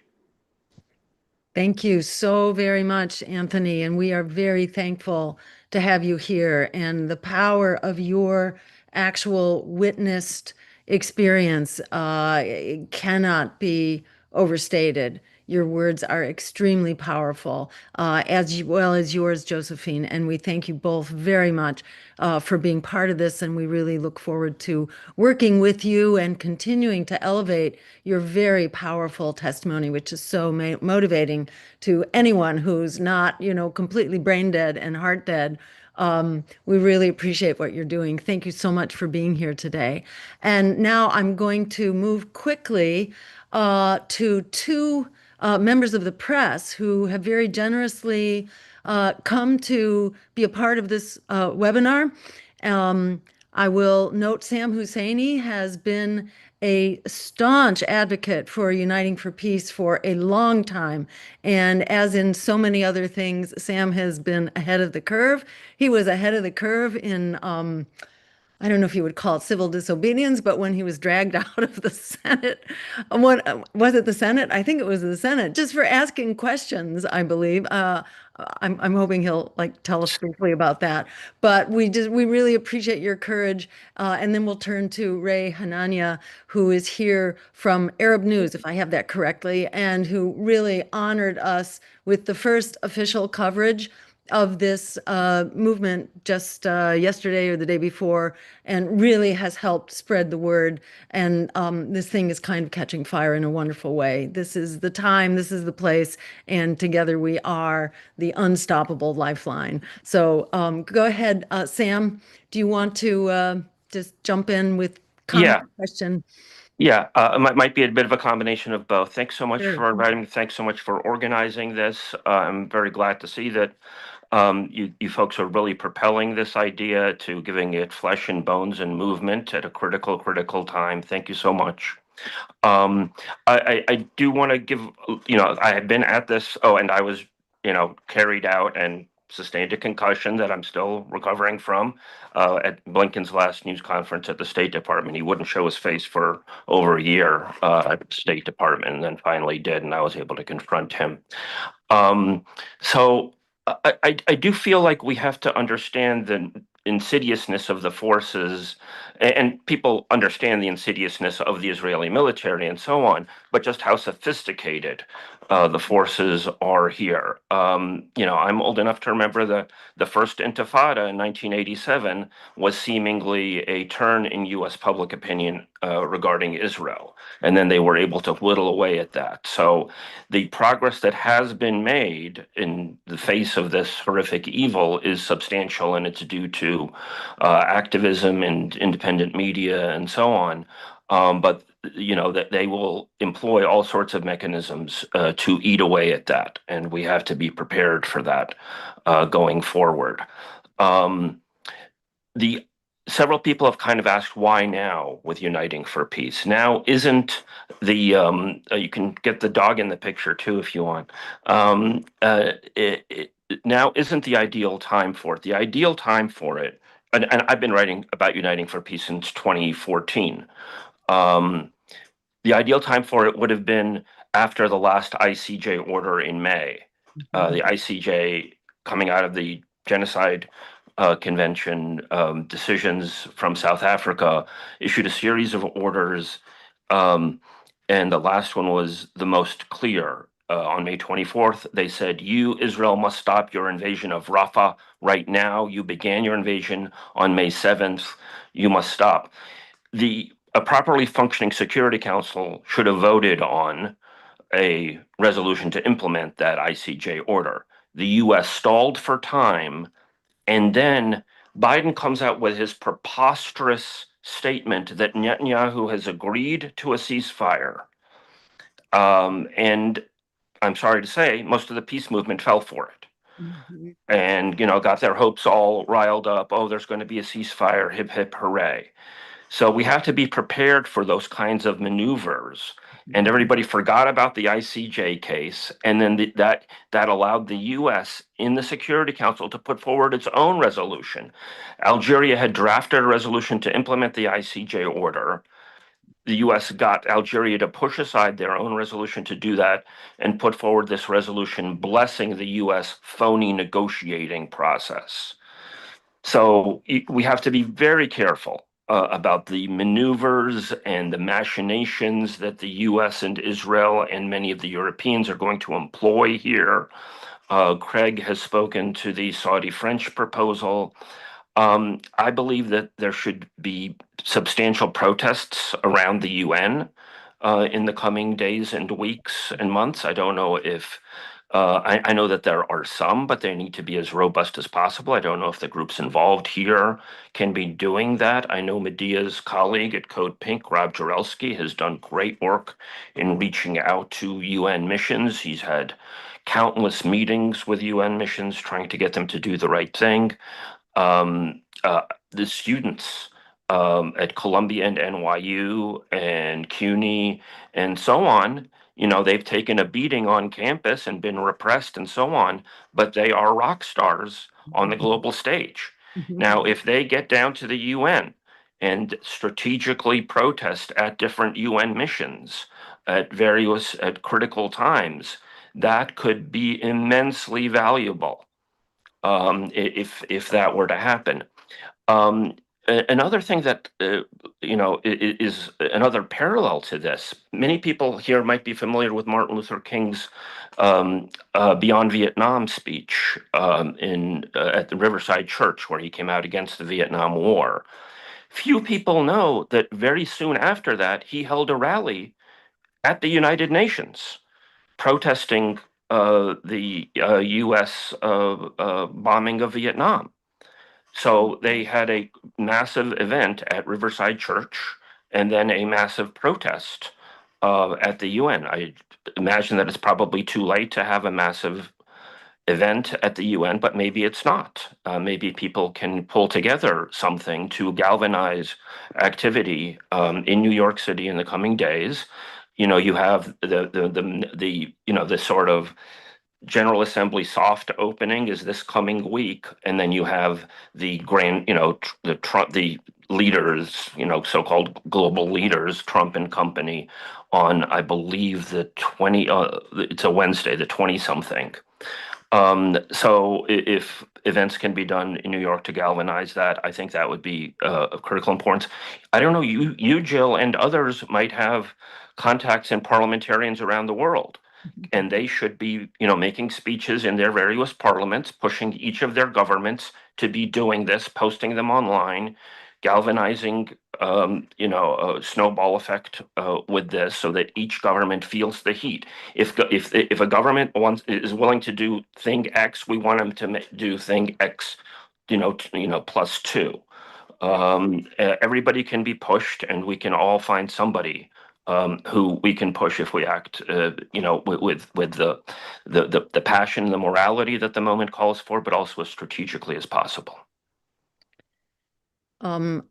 Thank you so much, Sam. I just want to comment briefly that we couldn't say it any better. I mean, you've just kind of laid out our essential game plan here, which is to do exactly that and to organize around specific watershed moments and really make ourselves seen and heard in countries all around the world strategically. Because, as Medea pointed out, there were some 143 countries that have already voted to take action to compel Israel to comply with the International Court of Justice rulings. So they're already there. We don't have to change their minds. We just have to hold their feet to the fire and clarify that we are watching and we demand action to shut down this genocide. There is a rally that's currently scheduled for the 18th of September which I think is the opening day of the UN, maybe the formal opening day. And this has been called by PINGO, the Palestinian NGO network, to have a major day of action. They're actually calling for a strike on that day as well. I'm not sure that we have the capacity here in the US to call for a strike, but maybe a boycott. At any rate, there are many plans afoot right now, and we look forward to sitting down and thinking strategically about what are the most critical events that we need to converge around in order to do exactly what you have described, which is to really make it impossible for them to abandon ship. They need to hold the line for Palestine. Did you want to say something? Yeah, just to clarify one or two things. The UN General Assembly opening is on the 9th, the day after tomorrow. And unfortunately, UN General Assembly has a horrible German former green, the bad Greens, Baerbock, the pro-war, pro-genocide European wing of Greens. She unfortunately is president of the General Assembly, so that's going to be something that needs to be dealt with in some way. That's opening on the 9th. On the 18th, is the anniversary of one of the major resolutions of the General Assembly telling Israel to get out of the West Bank and Gaza, and indicating that countries need to take action and opening the door to further measures. The opening of the high-level debate, as they call it, is the 23rd, the following Tuesday. So that's the timeline here. So there is some time before the 23rd, the opening of the high-level debate. And we also have the flotilla during all of this, and that should be used to shame these countries. And I'm so glad, Jill, that you used the term watershed event. I mean, 1956, when you had that was basically the formal end of the British and French colonial structure. They wanted to go and take that they can rule over the Suez Canal and not Egypt. That's what that was basically about. So it was a pivotal moment in terms of ending that formal colonial structure.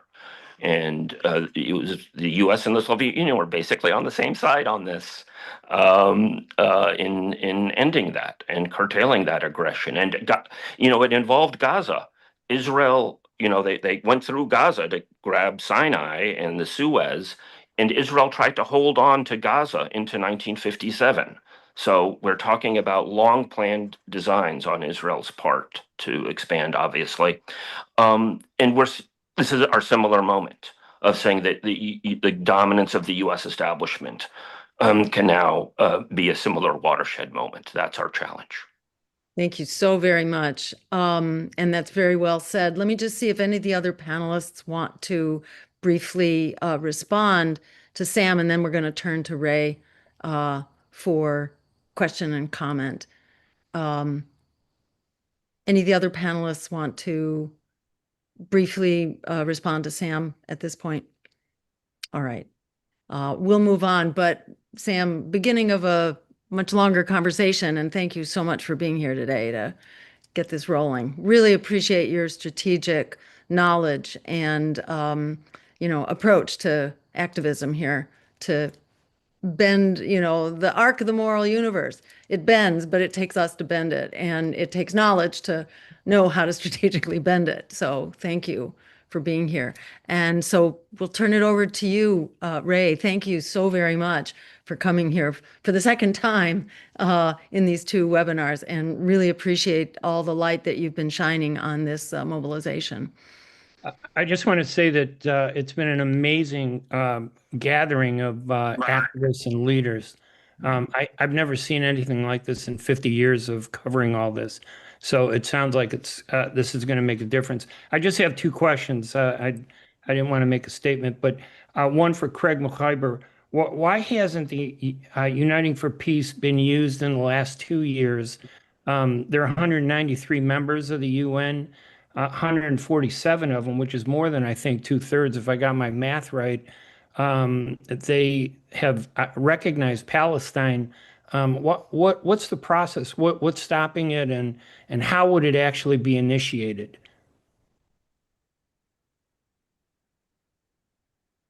That would be for you, Craig, if you can. And then I wanted to ask everybody else, should the UN relocate its offices from New York to a more neutral country? I think that's a real important question, too, that a lot of people are asking. But Craig, if you could just talk about that, Uniting for Peace, why hasn't it been done in the last 2 years or sooner, for example? Well, in fact, it has been done several times over the course of the last 2 years. There's something that's called the 10th Emergency Special Session, which is a Uniting for Peace session that has never been closed. It has been kept open. It could be reconvened at any time. And each time the U.S. vetoed a ceasefire resolution in the Security Council, the General Assembly convened under Uniting for Peace during these 2 years to adopt resolutions. But those resolutions only contained calls and not action. So they typically contained a call for a ceasefire, a demand for humanitarian aid, and so on. But none of the kinds of measures that we've been talking about today. No laying out of a mandate, for example. And I think that, at any moment during this time, this sort of action could be taken. But we know this is an extraordinary set of actions that we're talking about. They're not the sort of things that are everyday business of the UN, and we're asking them to do it under Uniting for Peace, where they clearly have the power to do so, and not to make more calls that are just rhetorical. The precedent of the 1956 Suez Crisis, the deployment of the UN emergency force, was the only time they deployed a force under this mechanism, but it is not challenged. Everyone agrees that that is a perfectly lawful use of Uniting for Peace. Now we are 2 years into a genocide. There is a global consensus that what is happening is a genocide. We've had a declaration by the UN of famine in Gaza. We've had a fuller deployment of Israeli forces for the final phase of the genocide in Gaza. We've had an expansion of genocidal activities in the West Bank. And we have this deadline that has been set by the General Assembly itself in the most important resolution it's adopted on Palestine in a very long time, in September of 2024, that said very specifically that if Israel doesn't comply with the orders of the International Court of Justice that were then codified in a General Assembly resolution, the Assembly would impose further measures. What we're doing is offering them the kinds of further measures that could make a difference. As, by the way, many of these measures did with apartheid South Africa. These are exactly the kind of things, not the mission, but the other elements like the refusal of credentials and the anti-apartheid mechanisms and the sanctions and so on, that the General Assembly applied with regard to apartheid South Africa. So there are precedents for all of these actions. We've reached a moment when it seems to me there is a global recognition that those sorts of measures are now appropriate. The General Assembly is a conservative body because it's a diplomatic body, but it is also a democratic body in the sense that 193 countries, one vote each country, no veto. So they have the capacity, they have the opportunity now to do something that is that they haven't done in the course of the last 2 years. And I am among those who think this is a make or break moment for the United Nations itself. That if the world could witness 2 years of a live stream genocide and the United Nations leaves some of the mechanisms at its disposal unused in the face of the extermination of a people, that the blow to what is left of UN legitimacy could be fatal in a short amount of time. And I think diplomats recognize that if they just adopt another resolution at this moment that says, ceasefire, let's have humanitarian aid, let's free the hostages, the usual language that comes up again and again and again, they recognize that the loss of credibility will be something from which the UN may not recover. So it is just what's different between now and anything over the course of the last 2 years is the moment at which we have arrived. We're at the final phase of the extermination of a people. They have an opportunity to do some. And now, because of this campaign, the idea is that they will be forced to say yes or no to protecting a population from genocide in the light of day. Will they vote for it? Will they vote against it? That's what's different now. And absolutely, the United Nations should move out of New York. There's been a long call for the UN to do so. The United Nations suffers greatly because of its location in New York. You know, the United Nations brings billions of dollars in revenues to New York. There are huge benefits, not to mention the prestige of and the diplomatic advantages of having the UN in New York. But the U.S. has never been a friendly host country.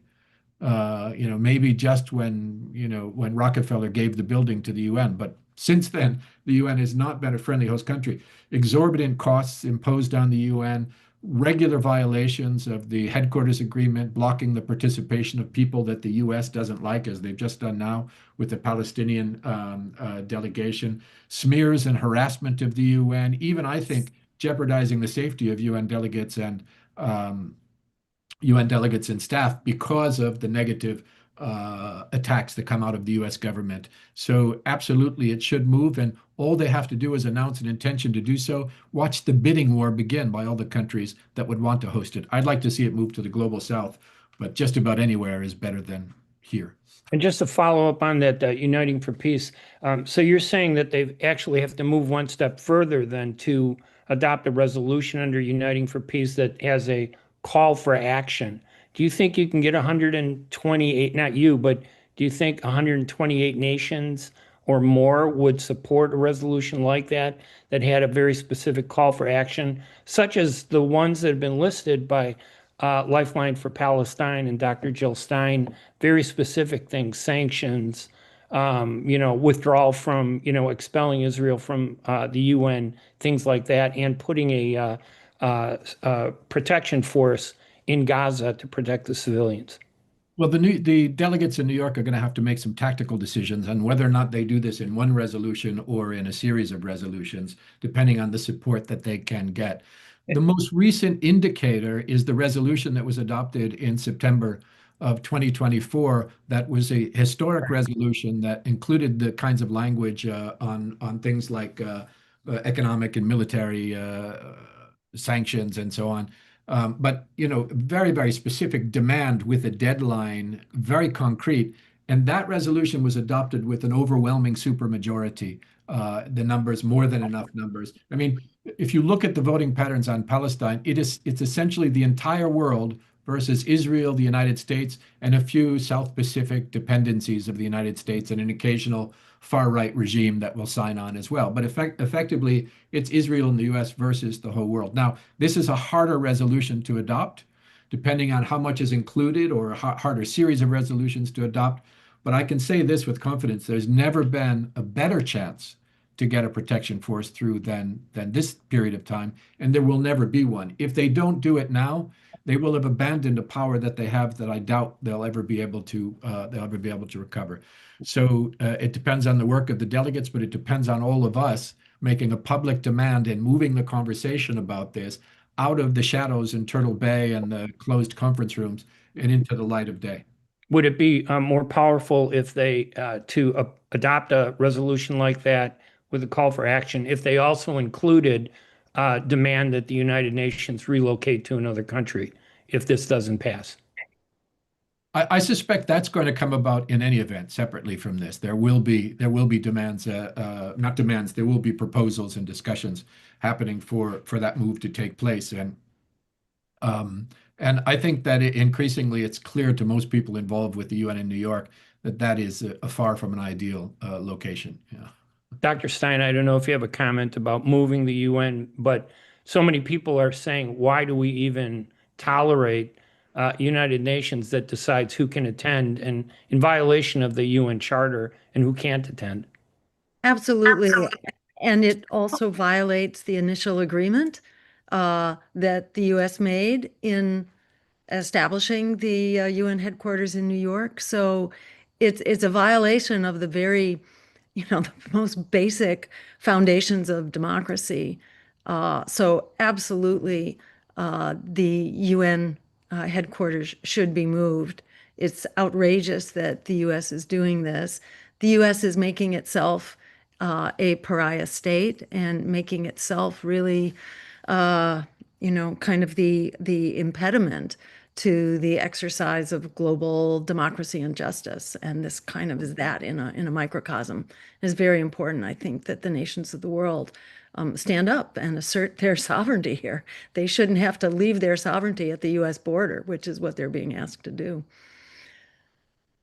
That's the lead for my news story. So if anybody else has comments on that, I think that's a bigger story than it really is. It's maybe Anthony Aguilar, the moving the United Nations, is that an effective threat? I know the United States has criticized the United Nations so many times and withheld money, but the reality is, how much prestige would the United States lose if the UN moved to another country? I think that's something that would be a send a great message and something that should be done. That no one that is a member of or invited to the United Nations should be barred from it by the country that's hosting it simply because the country's hosting it. That should be a UN decision, not one country being petty. So yeah, I think that the United Nations moving it from New York City would be a very powerful, meaningful message that I think that would get leaders in the United States to really consider the actions they're taking. There has to be consequences for these continued seemingly small but steady actions that the United States and Israel and others partake in. That before you know it, that everything is they have it all. So this is one of those small things that just continues to go towards the dehumanization and the delegitimizing of the Palestinians as a people and their ability to their right to exist by just one country saying nope, you can't come to the UN convention because we don't want you here. I think moving the UN would be a phenomenally important and doable. That is something that is doable gesture and symbolic movement. Yeah, can I say also, Ray, a couple of things about this. One is that's a breach of the U.S. treaty obligations. It's not just a policy decision. They're violating international law when they obstruct participation in the General Assembly. That's a treaty obligation under the headquarters agreement. The other thing is that the U.S. is the biggest scofflaw in the United Nations. No one has the same arrears that the U.S. does in not paying its dues repeatedly. And now I think it's broken all records under the Trump administration for not doing so. And the flip side of this that people always say is, well, you don't want to risk the U.S. leaving the UN, which is a threat that's been made through the years.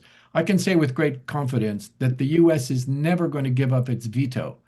No American government is going to give up that kind of power that they deploy so regularly on behalf of their, Israeli regime counterparts, for example. So I think, it makes perfect sense to move the UN, and there is no risk that the U.S. is going to then withdraw and give up its veto power. Why doesn't and again, I apologize for so many questions, but why doesn't the General Assembly pass a resolution condemning the United States State Department's ban and violation of I don't understand. It appears that the General Assembly has the power to do so many more things than they've done. Well, What's stopping them? They might adopt such a resolution. Remember in 1988 when they blocked Yasser Arafat, in a show of solidarity, all the countries agreed to move the General Assembly entirely to Geneva, which sent a very clear message. And what that did was that isolated the United States diplomatically. And by the way, once again, we're seeing these sort of moves just causing further isolation of the United States. So you may see a resolution like that. This year is a little bit different because of modern technology and so on. You can participate without coming, but you may well see that kind of a resolution. Thank you so much. Great. Thank you so much, Ray, for those very important questions. And yeah, indeed, the the restrictions on the Palestinian delegation now are a kind of is a microcosm of the U.S. Stranglehold on power in the UN. And the more the UN can be able to break away from that and condemn that, the better. And it feels like this is all part of a very much larger process of the U.S. empire kind of slowly losing its stranglehold on power in so many ways. And this has to happen, and it's part of a much bigger fight. But certainly moving the UN alone is not going to end the genocide. And we need to end the genocide now and should not allow ourselves to be distracted from that cause by this shiny object here and this momentary kind of unity condemning US influence. The expression of that independence from US control should be ending the genocide in Gaza. That's how we really want to direct this energy if possible. And I just want to, again, thank you, Ray. Thank you to Sam. Thank you to all of our participants, to Anthony and Josephine and Nidal and Karamah, and of course to Craig and Medea and Roger Waters and Mark, everyone who's been a part of this really powerful and moving discussion. I think there is enormous goodwill here and enormous heart and passion and intelligence and insight that are all converging right now for us to do this. And given that we are well over going into a half hour over our time here, I think we're going to hold on again to the questions, unless people are going to rebel against that on the panel. I'm just reading the room here that I think this is a long day and a long weekend and a long meeting. I think it's better for us to hold on to those questions, encourage everyone to keep going. This is our beginning, and we will promise to hold a discussion where we can vet questions and have discussion around that coming up soon, and also begin to get out some of the resources and the specific actions. So I'm really, this is very uplifting and encouraging, and I want to thank everyone for being a part of this. And together, we are that lifeline for Palestine right now, and we are going to be absolutely unstoppable to make this happen together. So again, a big thank you. Any final comments from any of the panelists before we sign off? Yeah, Nidal. Yeah, if you don't mind. So again, thank you, everyone. Thank you, Craig, Dr. Jill, and Ray, and Sam, and Mark. So I just have a final comment, a few points. Committing, aiding, enabling, and supporting a genocide is not a protected political speech. This is committing the crime of all crimes. For all of those involved in these, you already forfeited all your rights under every law. Number two, it's not just a moral obligation on every citizen in the world, every institution, every government.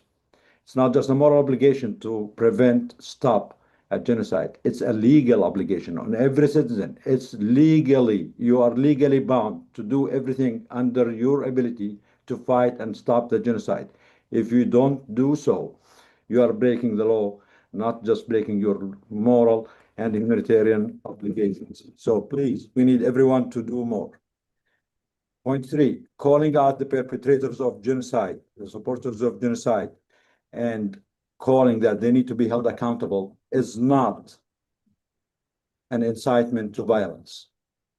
Calling for accountability of the perpetrators is not an incitement to violence. This is the law.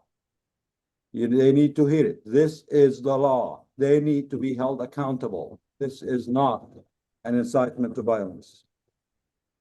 The other last point, as a medical community, oppression, occupation, apartheid, genocide, war crimes are the most dangerous public health hazards, and fighting them is medicine. Fighting genocide is medicine. Liberation is medicine. Freedom is medicine. Justice is medicine. We are calling upon all our colleagues all over the world, the medical community in particular, because you swore an oath to protect life. This is your job. This is not a charity. This is not just sympathy. This is your job. Fighting these crimes is your job, is medicine. The last thing is, I don't want to hear the music from Roger Waters here. Let's make this initiative work. Let's stop the genocide, and we need to all go to Gaza and listen to him live in Gaza. Please, everyone, Do everything you can to make this initiative from Dr. Jill, from Craig, from everyone here work. We need to stop the genocide and go with Roger Water, all of us, to Gaza and celebrate in Gaza and listen to his music. Let's save the children. Thank you, everyone. Thank you so much, Nidal. With those words, we're going to bid everyone good morning, good afternoon, and good night. And we will keep this happening. Stay tuned. Be sure to sign up at lifelineforpalestine.com, and you'll hear from us soon about next steps and specific actions. This is all about action, and together we will be unstoppable in this action. Thank you all. As a Palestinian, Palestine, thank you all. Palestine, thank you all. Thank you. Thank you to Palestine. Yes. And I really appreciate everybody participated today. And I do apologize that we haven't had time to go over all the Q&A that we received. I promise you, I will make sure all the Q&A we received to be answered professionally by Craig or Jill or me. It depends on, Jill is like, oh, I didn't know that. But yes, we're gonna actually break them down and send them to the right people to answer them. And we will put them on our website. Please register. We will have a lot of action coming up, but we need everybody to join this movement. It is not about right or left. It is about the freedom of and liberation of Palestine. And without you, we cannot make it. So together, we are the lifeline for Palestine. Thank you, everyone. Thank you. Thank you, everyone. Thank you, Mark. Thank you. Good night. Good night.